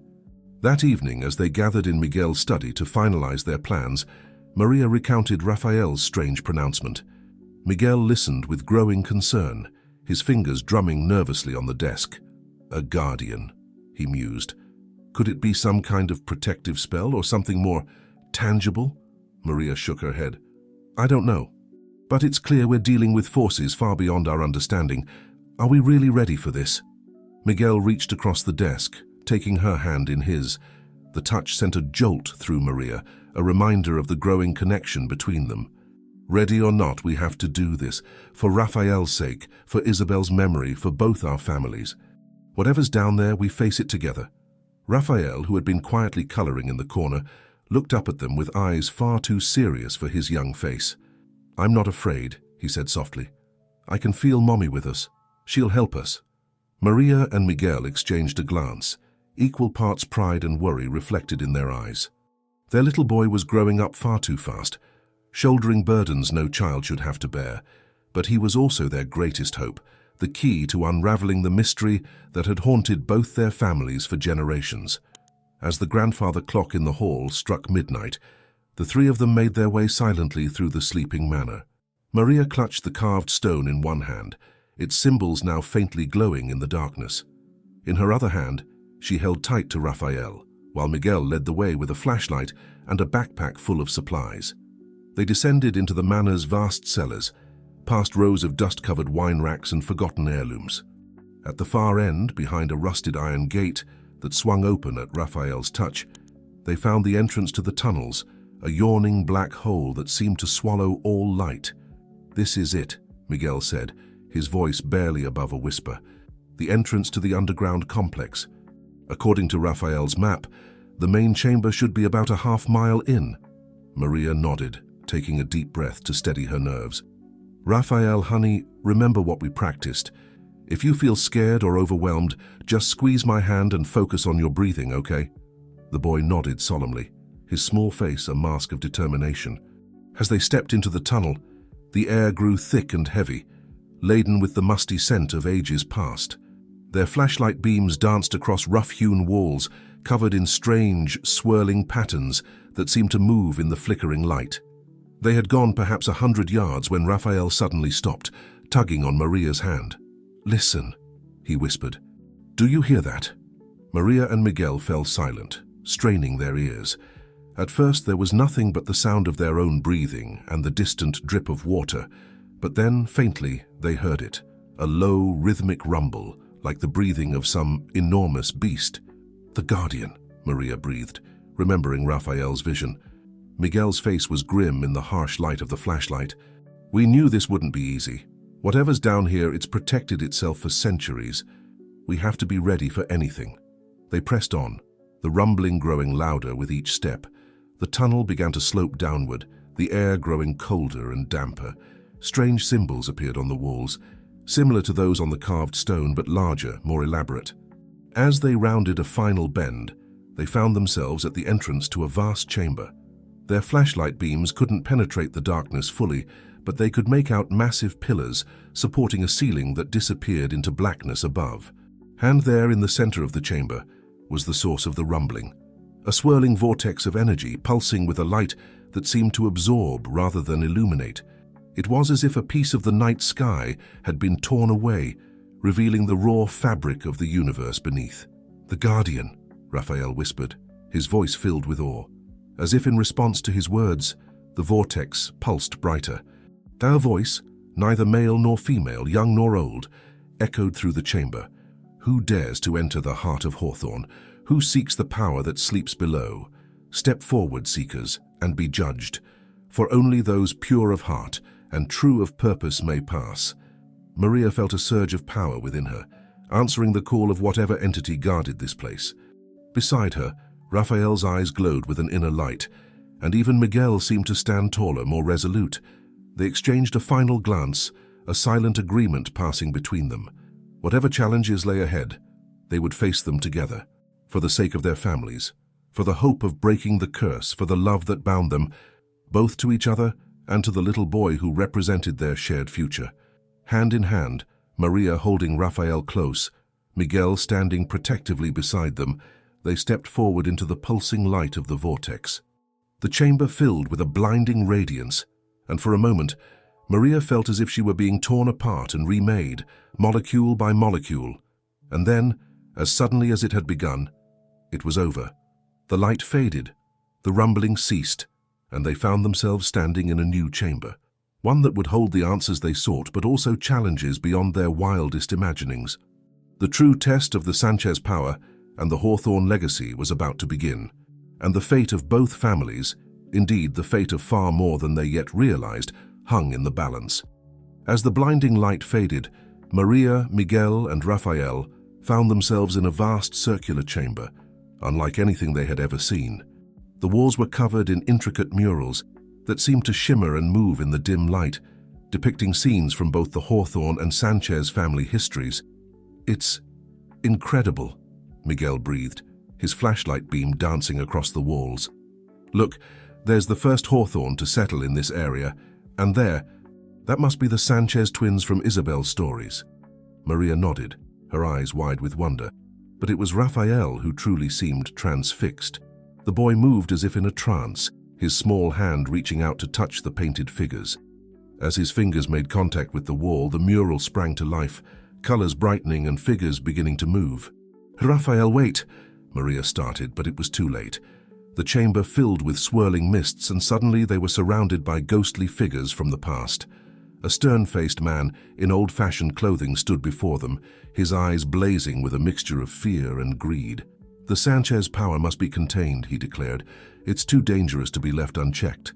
We must separate the twins, break their connection." The scene shifted, and they saw two young women, clearly the Sanchez twins of old, torn apart by forces they couldn't control. Their cries echoed through the chamber, heart-wrenching in their despair. Maria felt a surge of anger and sorrow. This was the origin of the separation, the root of the pain that had haunted both families for generations. The visions continued, showing the consequences of that fateful decision. They saw Hawthorns plagued by misfortune, their attempts to harness the Sanchez power backfiring spectacularly. They saw Sanchez descendants struggling with abilities they couldn't understand or control, always feeling as if a part of them was missing. And then, in a flash of light that made them all blink, they saw Isabel. She stood in this very chamber, her face set in determination as she pored over ancient texts and symbols.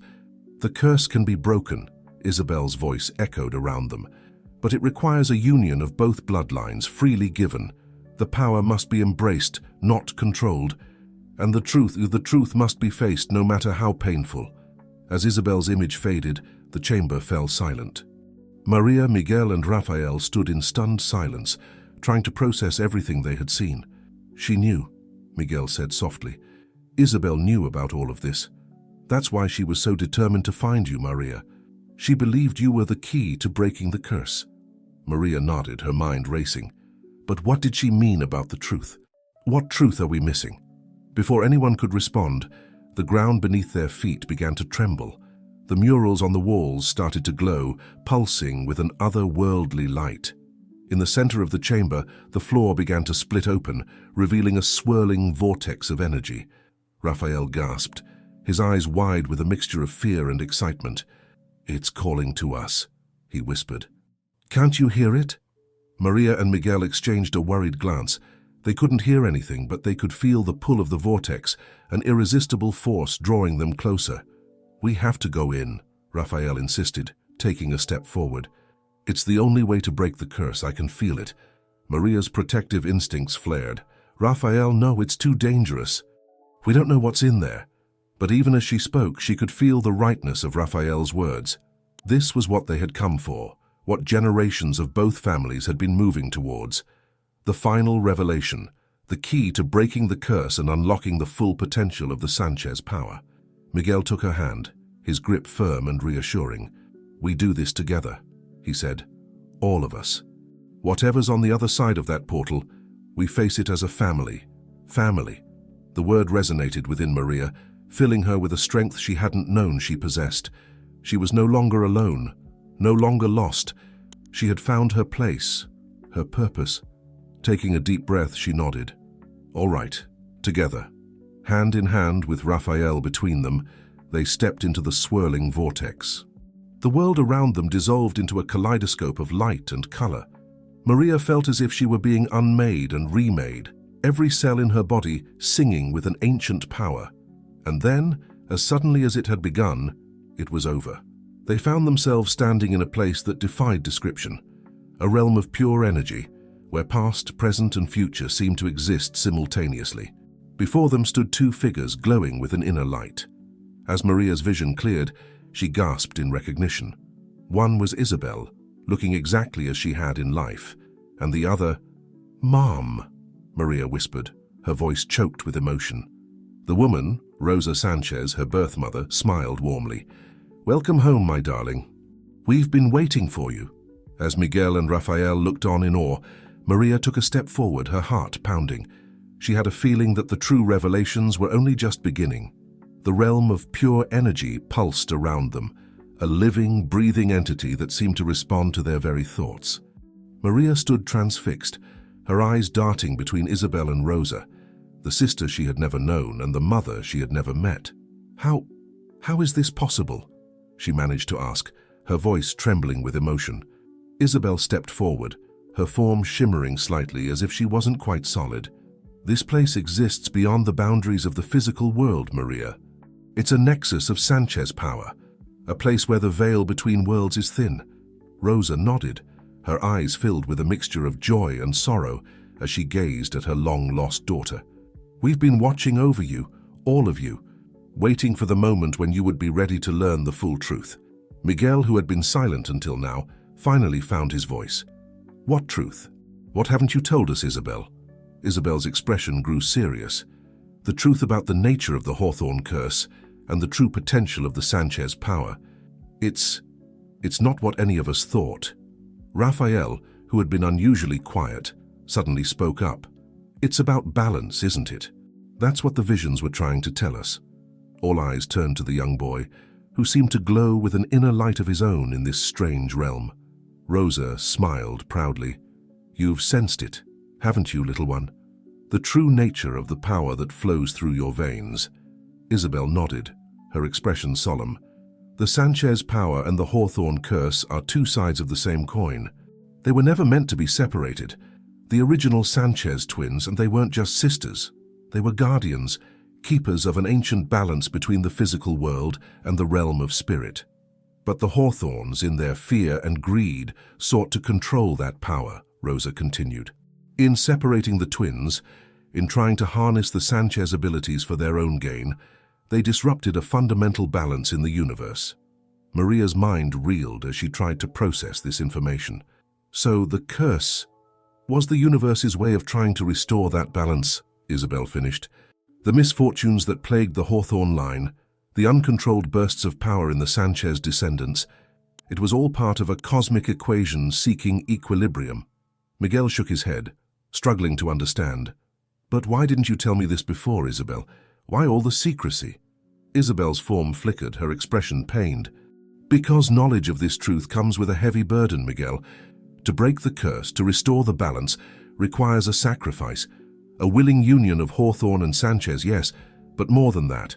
It requires a merging of souls." The implications of her words hung heavy in the air. Maria felt a chill run down her spine as she began to understand. "You mean?" Rosa nodded solemnly. "To break the curse, to fully awaken the Sanchez power and restore balance, two must become one. A Hawthorne and a Sanchez must willingly give up their individual existence to create a new being, one who embodies both lineages." The realm around them pulsed, images flickering in the swirling energy. They saw the original Sanchez twins, their powers in perfect harmony as they maintained the balance between worlds. They saw the moment of separation, the cosmic rift it created, and they saw possibilities, futures that could be, depending on the choices they made. "That's why you brought me here," Maria whispered, the truth dawning on her. "You and Miguel, you were meant to be the ones to break the curse." Isabel nodded, her eyes filled with unshed tears. "Yes, but fate had other plans. My passing changed everything. And now it falls to you," Rosa said softly, her gaze moving between Maria, Miguel, and Rafael. "The three of you, bound by blood and love and shared destiny. You have a choice to make, a choice that will affect not just your families but the very fabric of reality."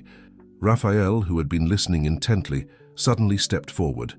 "I'll do it," he said, his young voice filled with a wisdom beyond his years. "I'm already both Hawthorne and Sanchez. I can be the one to restore the balance." "No!" Maria and Miguel cried out in unison, both moving to protect the boy. Isabel held up a hand, her expression gentle but firm. "It's not that simple, Rafael. The merging, it's not just physical. It's a complete union of souls of past and present and future. Present. It would mean the end of existence as you know it." The realm around them trembled, as if responding to the weight of the choice before them. Maria felt torn, her newfound connection to her birth family warring with the love she had developed for Miguel and Rafael. The thought of sacrificing any of them was unbearable. "There has to be another way," she insisted, looking pleadingly at Isabel and Rosa. "All of this and the curse, the separation, the pain both families have endured, there must be a way to set it right without more loss." Rosa and Isabel exchanged a glance, a silent communication passing between them. Finally, Rosa spoke, her voice filled with a mixture of hope and trepidation. "There might be, but it's never been done before. It would require all three of you to work in perfect harmony, to blend your powers and your essences without fully merging. It's dangerous, and there's no guarantee of success. But if it worked," Isabel added, "it could restore the balance without the need for sacrifice.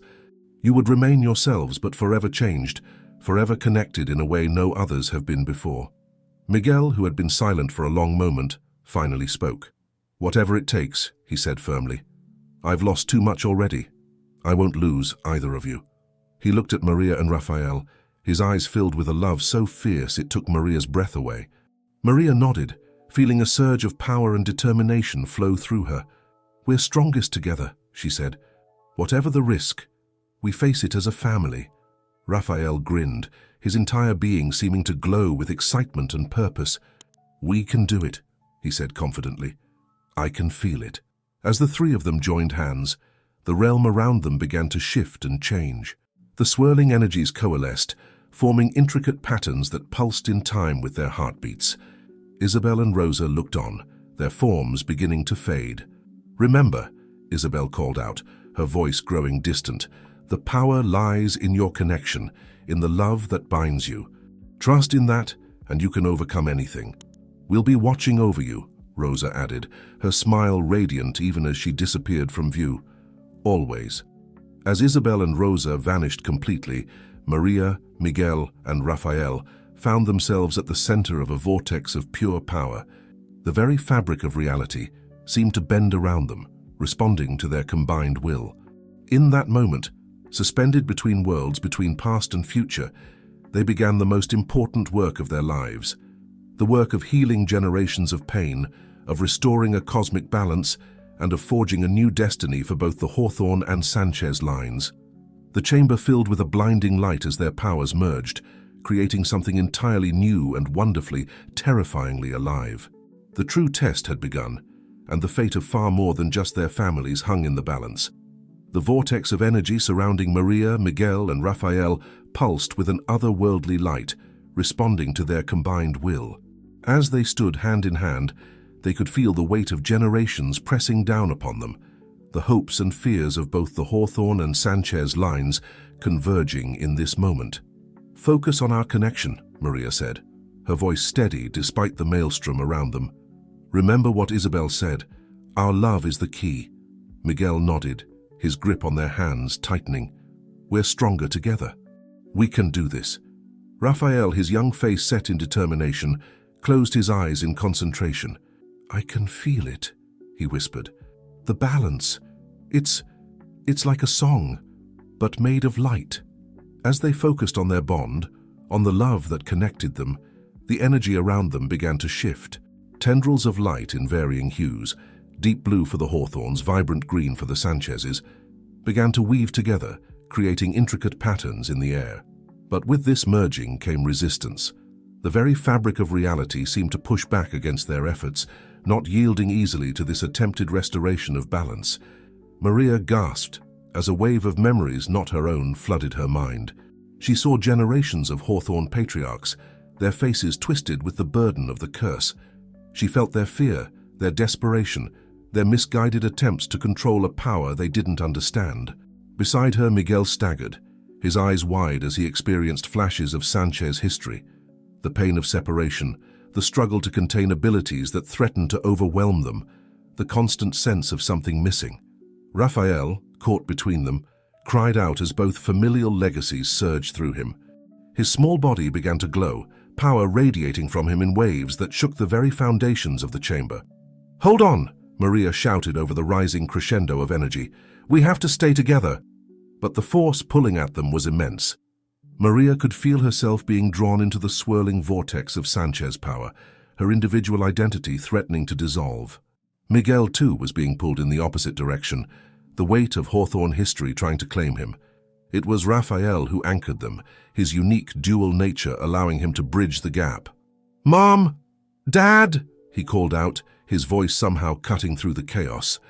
"Remember who we are, not just Hawthorn or Sanchez, but us." His words broke through the haze of ancestral memory. Maria forced herself to focus on the present, on the feeling of Miguel's hand in hers, on the sight of Raphael's determined face. She thought of lazy Sunday mornings making pancakes together, of walks in the garden, of quiet moments reading stories before bed. These were the moments that defined them, not the weight of family legacies. As their focus shifted, so too did the energy around them. The opposing forces of blue and green began to blend, creating a new color, a vibrant teal that pulsed with life and possibility. "That's it," Miguel said, his voice filled with awe. "We're not erasing the past, we're creating something new from it." The chamber began to transform around them. The walls, once covered in scenes of family history, now showed new visions, futures that could be, paths not yet taken. Maria saw glimpses of Raphael growing up, his powers a source of joy rather than burden. She saw herself and Miguel, older but still vibrant, guiding a new generation. She saw Hawthorns and Sanchezes united, their combined strengths creating wonders. But these visions came at a cost. The effort of maintaining this delicate balance was tremendous. Maria could feel herself weakening, the strain of channeling so much power taking its toll. Miguel, too, was pale with exertion, sweat beading on his brow. Raphael, however, seemed to grow stronger. The boy's eyes shone with an inner light, his entire being resonating with the combined power of both bloodlines. He became the conduit through which the balance flowed, his unique nature allowing him to harmonize the once discordant energies. "I understand now," Raphael said, his voice carrying an wisdom far beyond his years. "This is what I was born for. Not to sacrifice, but to unite." As he spoke, the swirling energies began to coalesce, forming a shimmering sphere that encompassed all three of them. Within this sphere, Maria felt a profound shift. The fractured pieces of both family lines, carried in their blood and bones, began to knit together, not erasing their individual identities but enhancing them, filling in the missing pieces of a puzzle generations in the making. The chamber filled with a blinding light as the process reached its crescendo. Maria, Miguel, and Raphael clung to each other, their forms seeming to blur and merge before snapping back into focus. And then, as suddenly as it had begun, it was over. The light faded, the swirling energies dissipated, and the three of them found themselves standing once more in the underground chamber. But everything had changed. Maria gasped as she looked down at her hands, seeing faint lines of blue light tracing her veins, pulsing in time with her heartbeat. Miguel's eyes widened as he felt a surge of power he had never known before, the latent Sanchez abilities awakening within him. and Raphael. Raphael stood tall, no longer bowed by the weight of his dual nature, but empowered by it. He grinned at his parents, his entire being radiating a sense of wholeness and purpose. "We did it," he said simply. As the reality of what they had accomplished began to sink in, the walls of the chamber started to shift. The oppressive weight of centuries of fear and misunderstanding lifted, replaced by a sense of infinite possibility. But even as they reveled in their success, a low rumble began to build around them. The chamber, no longer needed as a crucible for their transformation, was starting to collapse. "We need to get out of here," Miguel said urgently, already moving towards the entrance. As they raced through the tunnels, their newfound powers lighting the way, Maria couldn't shake the feeling that while they had overcome one monumental challenge, their journey was far from over. The balance had been restored, yes, but maintaining it would be a lifelong endeavor. They emerged from the tunnels just as the first light of dawn was breaking over Hawthorne Manor. Standing on the lawn, watching the sun rise on a new day, Maria, Miguel, and Raphael knew that nothing would ever be the same. The curse was broken, the power balanced, but the true test of their new reality was just beginning. As they turned to face the manor, their ancestral home now imbued with new purpose, they stepped forward together into an uncertain but infinitely promising future. The days following their underground ordeal passed in a blur of discovery and adjustment for the newly transformed Hawthorne Sanchez family. Hawthorne Manor, once a place of shadows and secrets, now seemed to pulse with a new energy, responding to their combined presence in ways both wondrous and occasionally alarming. Maria found herself constantly amazed by her newfound abilities. She could communicate with the plants in the garden on a level she had never imagined possible, coaxing flowers to bloom out of season and vegetables to grow at astonishing rates. But it wasn't just plant life that responded to her. She discovered she could sense the emotions of those around her, a gift that proved both blessing and curse as she navigated the complex web of feelings that surrounded their transformed family dynamic. Miguel, for his part, was like a man reborn. The weight of the Hawthorne curse lifted from his shoulders. He threw himself into exploring the Sanchez abilities that had awakened within him. He found he had a particular affinity for healing, his touch able to ease pain and accelerate recovery from injuries. This discovery led to many tearful moments as he grappled with the knowledge that, had these abilities awakened earlier, he might have been able to save Isabel. But it was Raphael who truly blossomed in the wake of their shared transformation. The boy, once burdened by the competing legacies within him, now moved through the world with a confidence and joy that brought light to every room he entered. His powers manifested in ways that constantly surprised and delighted his parents, one day conjuring miniature rainstorms in the palm of his hand, the next causing small objects to float and dance through the air at his whim. As they worked to understand and control their new abilities, they also had to contend with the ripple effects of their actions on the wider world. The restoration of balance hadn't gone unnoticed by those sensitive to such shifts in the cosmic order. It began with Mrs. Grayson, the housekeeper who had always seemed to know more than she let on. One morning, as Maria was in the kitchen experimenting with infusing her baking with small bursts of restorative energy, Mrs. Grayson approached her with tears in her eyes. "I always knew," she said softly, her usual stern demeanor cracking to reveal a wealth of emotion beneath. "I've served the Hawthorne family for 3 generations, and I always knew there was more to the story. Thank you, my dear. Thank you for bringing light back to this house." From that day forward, Mrs. Grayson became an invaluable ally, her years of quiet observation providing insights into the family history that helped them better understand the extent of what they had accomplished. But not all reactions were as positive. Miguel began receiving strange, cryptic messages from business associates and old family connections. Some expressed fear, others thinly veiled threats. It became clear that the Hawthorne family's influence had been built on more than just wealth and social standing. There were those who had benefited from the curse, who had used the family's misfortune to their advantage, and they were not happy with the new balance of power. As tensions mounted and the outside world began to press in on their newfound peace, Maria, Miguel, and Raphael found themselves facing a new challenge: how to use their restored legacy to right the wrongs of the past and forge a better future, not just for themselves, but for all those whose lives had been touched by the long shadow of the Hawthorne-Sanchez feud. It was Raphael who first proposed the idea, his young mind unencumbered by the constraints of what adults might consider possible. "We should start a school," he announced one evening as they sat in the garden watching the sun set over the revitalized grounds of Hawthorne Manor. "A school?" Miguel asked, raising an eyebrow. Raphael nodded enthusiastically. "For people like us, people with gifts they don't understand. We could teach them to use their powers for good, to help restore balance in other places." Maria and Miguel exchanged a glance, equal parts pride and trepidation reflected in their eyes.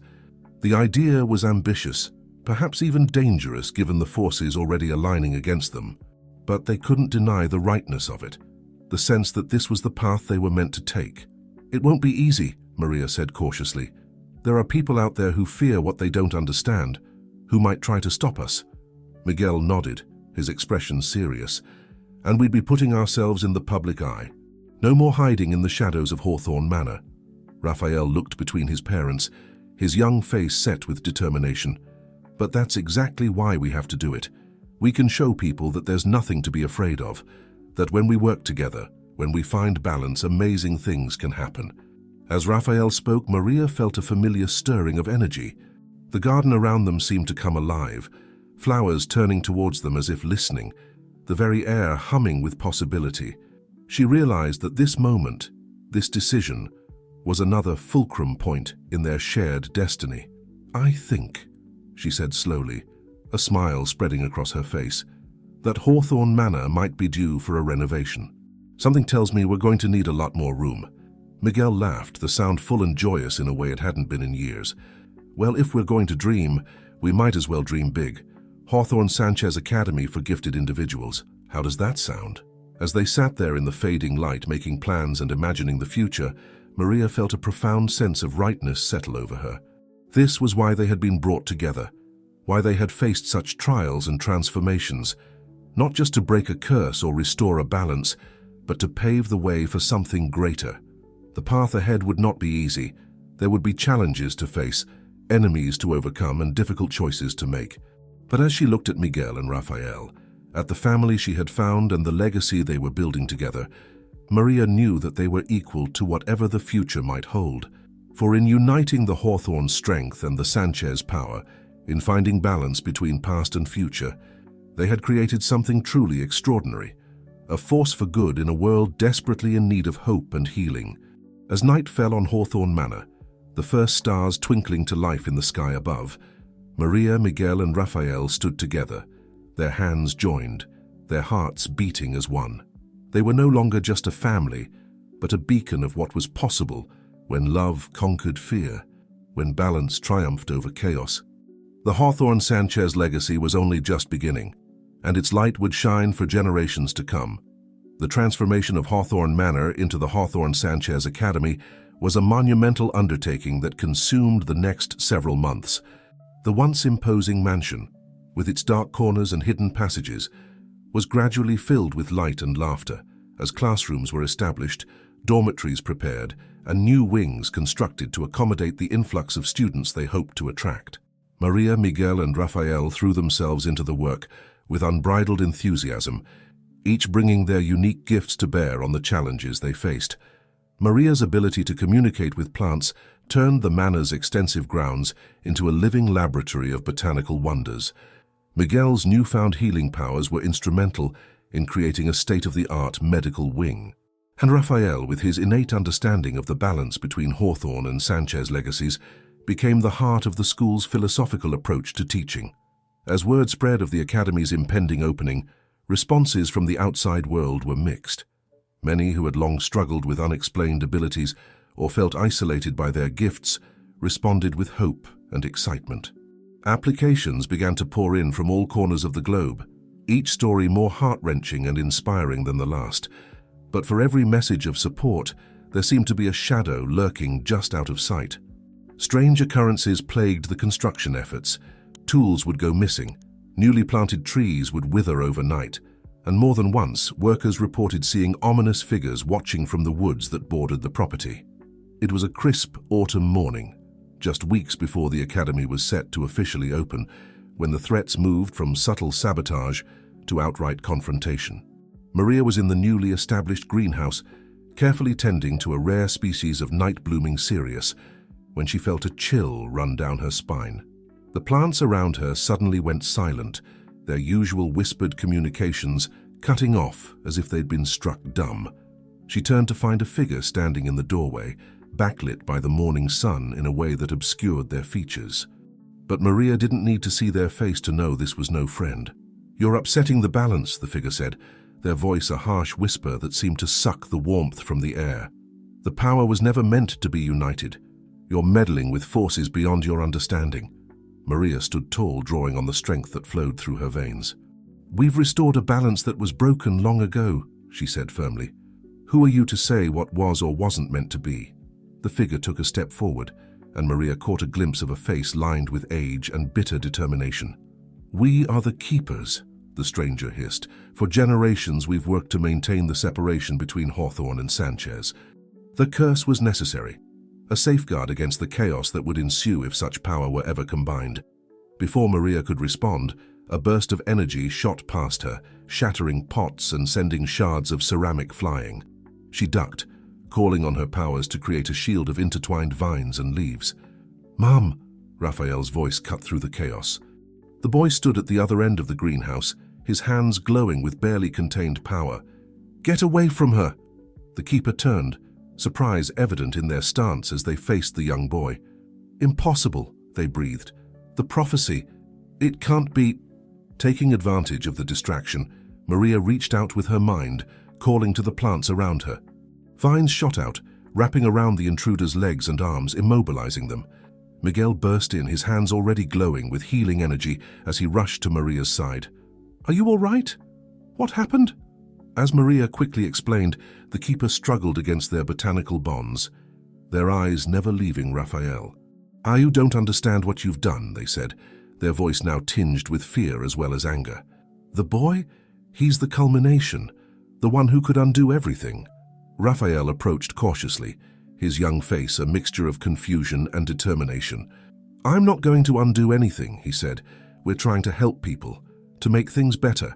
The keeper laughed, a harsh, bitter sound. "Your children playing with forces beyond your comprehension. The balance you think you've restored, it's but a prelude to a greater chaos. The true test is yet to come." Before any of them could respond, the keeper began to chant in a language none of them recognized. The air around them shimmered, and suddenly the intruder vanished, leaving only the limp vines that had held them captive. As the echoes of the keeper's warning faded, Maria, Miguel, and Raphael huddled together, each lost in their own thoughts. The peace they had worked so hard to achieve suddenly felt fragile, threatened by forces they didn't fully understand. "What do we do now?" Raphael asked, his voice small and uncertain for the first time in months. Miguel pulled his son close, his expression grim but determined. "We move forward. We open the school, we teach, we learn, and we prepare. Whatever this true test might be, we'll face it together." Maria nodded, her mind already racing with plans to increase their defenses, to seek out allies who might know more about these mysterious keepers. "We've come too far to turn back now," she said. "Whatever challenges lie ahead, we'll meet them head-on." As they stood there, surrounded by the wreckage of the greenhouse, a sense of resolve settled over the family. They had overcome so much already. A curse, a separation, the weight of generations of misunderstanding. This new threat, whatever it might be, was just another obstacle to overcome. The Hawthorne Sanchez Academy would open as planned. They would welcome students, nurture gifts, and work to create a world where balance and understanding triumphed over fear and division. But they would do so with eyes wide open, aware that the shadows were never far behind the light they sought to spread. As they set about repairing the damage and strengthening their defenses, none of them could shake the feeling that this was but the opening salvo in a conflict that had been brewing for centuries. The true test, as the keeper had said, was yet to come. And when it did, the fate of not just their family or their school, but perhaps the very fabric of reality itself, would hang in the balance. The grand opening of the Hawthorne Sanchez Academy arrived with a mixture of excitement and trepidation. Students from all walks of life, each bearing unique gifts and burdens, streamed through the gates of the once forbidding manor. The air hummed with potential, a palpable sense of hope permeating the grounds as new arrivals marveled at the wonders around them. Maria, Miguel, and Rafael stood on the front steps, welcoming each student with warm smiles and reassuring words.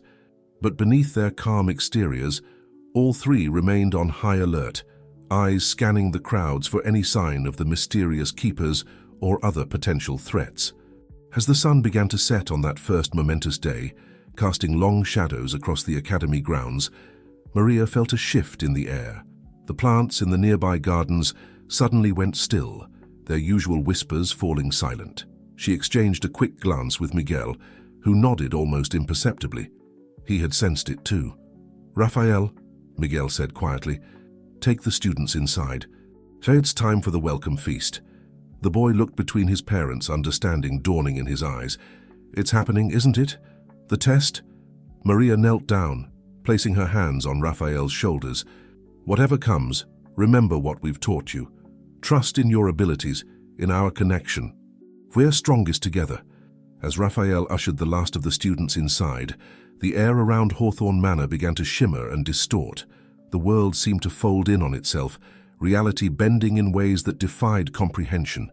When the distortion cleared, Maria, Miguel, and Rafael found themselves no longer on the steps of their school, but in a vast, otherworldly arena. Ghostly figures surrounded them, their forms flickering like candle flames in the wind.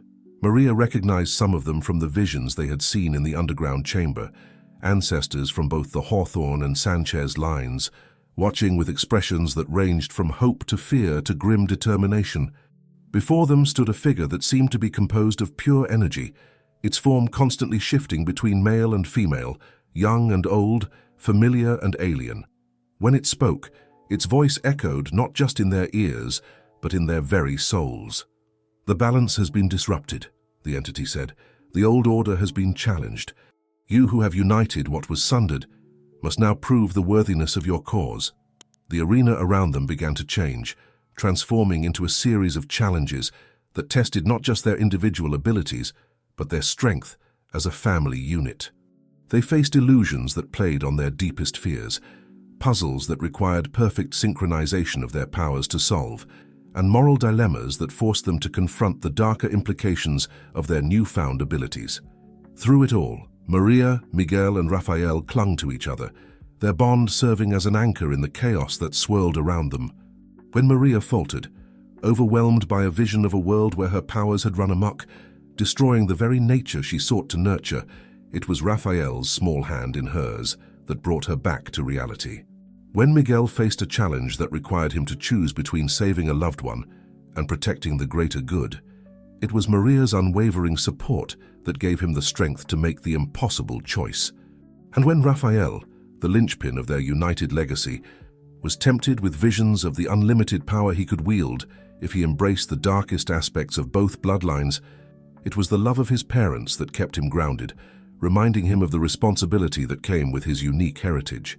As they faced each trial, the ghostly audience around them grew larger. Maria saw faces she recognized from old photographs and family stories, generations of Hawthorns and Sanchezes, watching with bated breath as their descendants fought to forge a new path. The final challenge brought them face to face with shadowy versions of themselves, manifestations of what they might have become had they chosen to use their powers for personal gain rather than the greater good.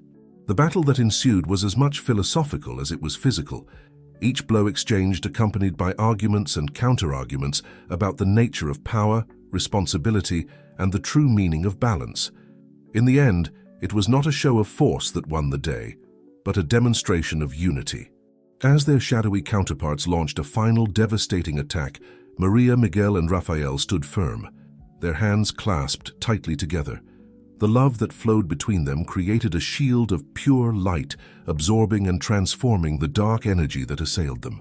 The arena fell silent as the last echoes of the battle faded away. The entity that had initiated the test stepped forward, its form now solidifying into a familiar figure, Isabel, her face bearing a smile of profound pride and love. "You have faced the true test," Isabel's voice rang out, echoing across the otherworldly space. "Not just of your powers or your intentions, but of your bond as a family. In uniting the Hawthorne strength and the Sanchez power, You have not created chaos as the keepers feared, but a new harmony. The ghostly audience erupted in cheers, the sound building to a crescendo that seemed to shake the very foundations of reality. As the noise peaked, the world around them began to shimmer once more. When their vision cleared, Maria, Miguel, and Rafael found themselves back on the steps of Hawthorne Sanchez Academy. But something had changed. The air itself seemed clearer, the colors around them more vibrant. They could feel the pulse of the world around them, the interconnectedness of all things in a way they never had before. As students and faculty poured out of the main doors, drawn by some instinctive sense that something momentous had occurred, Maria, Miguel, and Rafael shared a look of deep understanding. They had faced their true test, and in doing so, had not just proven the worth of their vision, but had taken the first steps towards a new era of balance and harmony. The Hawthorne Sanchez Academy stood as a beacon of hope, a testament to the power of unity and the endless possibilities that arise when ancient rivalries are set aside in favor of love, understanding, and a shared purpose. As they turned to address the gathering crowd, Maria felt a profound sense of rightness settle over her. The journey that had begun with her arrival at Hawthorne Manor, lost and searching for her place in the world, had led to this moment. She had found not just her identity, but her purpose, her family, and a legacy that would shape generations to come. The true test had been passed, but Maria knew that in many ways their work was just beginning. There would be more challenges to face, more minds to open, more balance to restore. But with Miguel and Rafael by her side, and the combined strength of the Hawthorne and Sanchez lines flowing through their veins, she knew that they were ready for whatever the future might hold. The dawn of a new era had arrived, and the Hawthorne Sanchez family would lead the way into a brighter, more harmonious future. 5 years had passed since the fateful day when Maria, Miguel, and Rafael faced their true test.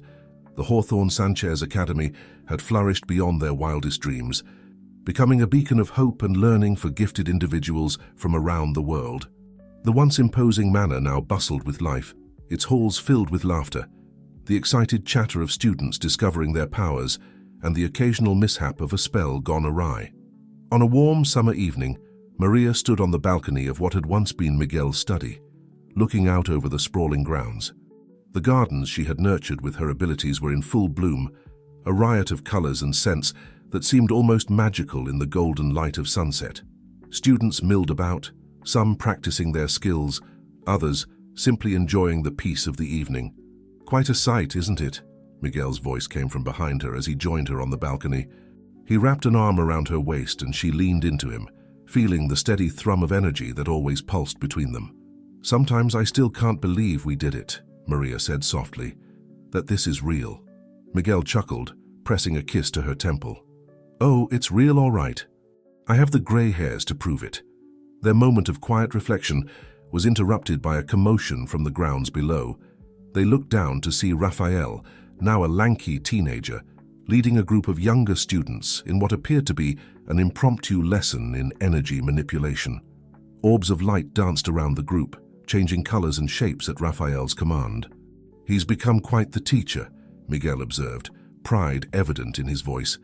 Maria nodded, her heart swelling with love for the boy who had been at the center of their journey. He has a gift for it, for helping others understand and accept their abilities. As they watched, one of the younger students, a girl who had arrived at the academy just weeks ago, terrified of her ability to manipulate emotions, successfully created her own orb of light. The look of joy and wonder on her face as her classmates cheered brought tears to Maria's eyes. "We've come so far," she murmured. And indeed they had. The fears and prejudices that had once threatened to tear apart families and communities were slowly being replaced by understanding and acceptance. The Hawthorne Sanchez Academy had become more than just a school. It was a model for a new way of living, a proof that balance and harmony were not just possible, but essential for the betterment of all. The mysterious keepers, who had once sought to maintain the separation between the Hawthorne and Sanchez lines, had eventually come to see the wisdom in the family's approach. Many had even become allies, sharing ancient knowledge that helped the academy refine its teachings and expand its understanding of the complex interplay of energies that shaped their world. As the sun dipped below the horizon, casting long shadows across the grounds, Maria felt a familiar stirring in the air. She closed her eyes, reaching out with her senses, and smiled as she felt the presence that had become a comforting constant in their lives. "Isabel," she whispered. A soft shimmer of light coalesced next to them, taking the form of Isabel. Though she remained a spirit, unable to fully manifest in the physical world, her presence had become a guiding force for the academy. "The balance holds strong," Isabel said, her voice carrying on the evening breeze. "You've done more than I ever dared hope." Miguel reached out, his hand passing through Isabel's form, but the love in the gesture clear. "We couldn't have done it without you, my love. Your sacrifice, your guidance, it made all of this possible." Isabel's form seemed to brighten at his words. "It was always meant to be this way. The three of you, united, bridging the gap between past and future. And now look at what you've created." They all turned their gaze to the grounds below, where Raphael was now leading his students in a meditation exercise. The peaceful energy emanating from the group was almost palpable, a testament to the harmony they had achieved. "But the work is far from over," Isabel continued, her tone growing serious.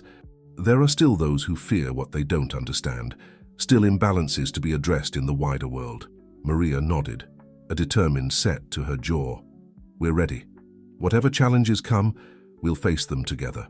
As if in response to her words, a gentle breeze picked up, carrying with it the scent of roses, Isabel's favorite flower. The spectral form of Isabel began to fade, but her voice lingered on the wind. "Remember, my darlings, the greatest power lies not in your abilities, but in your love for each other and for the world you're working to create. Trust in that, always." As Isabel's presence dissipated, Maria, Miguel, and Raphael, who had sensed his mother's spirit and joined them on the balcony, stood together, looking out over the academy that had become their life's work. The challenges ahead were many, but in that moment, bathed in the last light of day, they felt ready for anything. The Hawthorne-Sanchez legacy had evolved far beyond the constraints of family lines or ancient prophecies. It had become a beacon of hope, a promise of a future where gifts were nurtured, differences were celebrated, and the delicate balance of the world was maintained through understanding and compassion. As night fell and the first stars began to twinkle overhead, Maria took Miguel's hand in her left and Raphael's in her right. The energy that flowed between them was a testament to the unbreakable bond they had forged, a reminder of the power of love to overcome even the deepest of curses and the most entrenched of fears. "So," Raphael said, a mischievous glint in his eye that reminded Maria so much of Isabel, "what's our next adventure?" Miguel laughed, ruffling his son's hair. "Knowing us? Probably saving the world." Again, Maria smiled, feeling a sense of anticipation and joy bubbling up within her.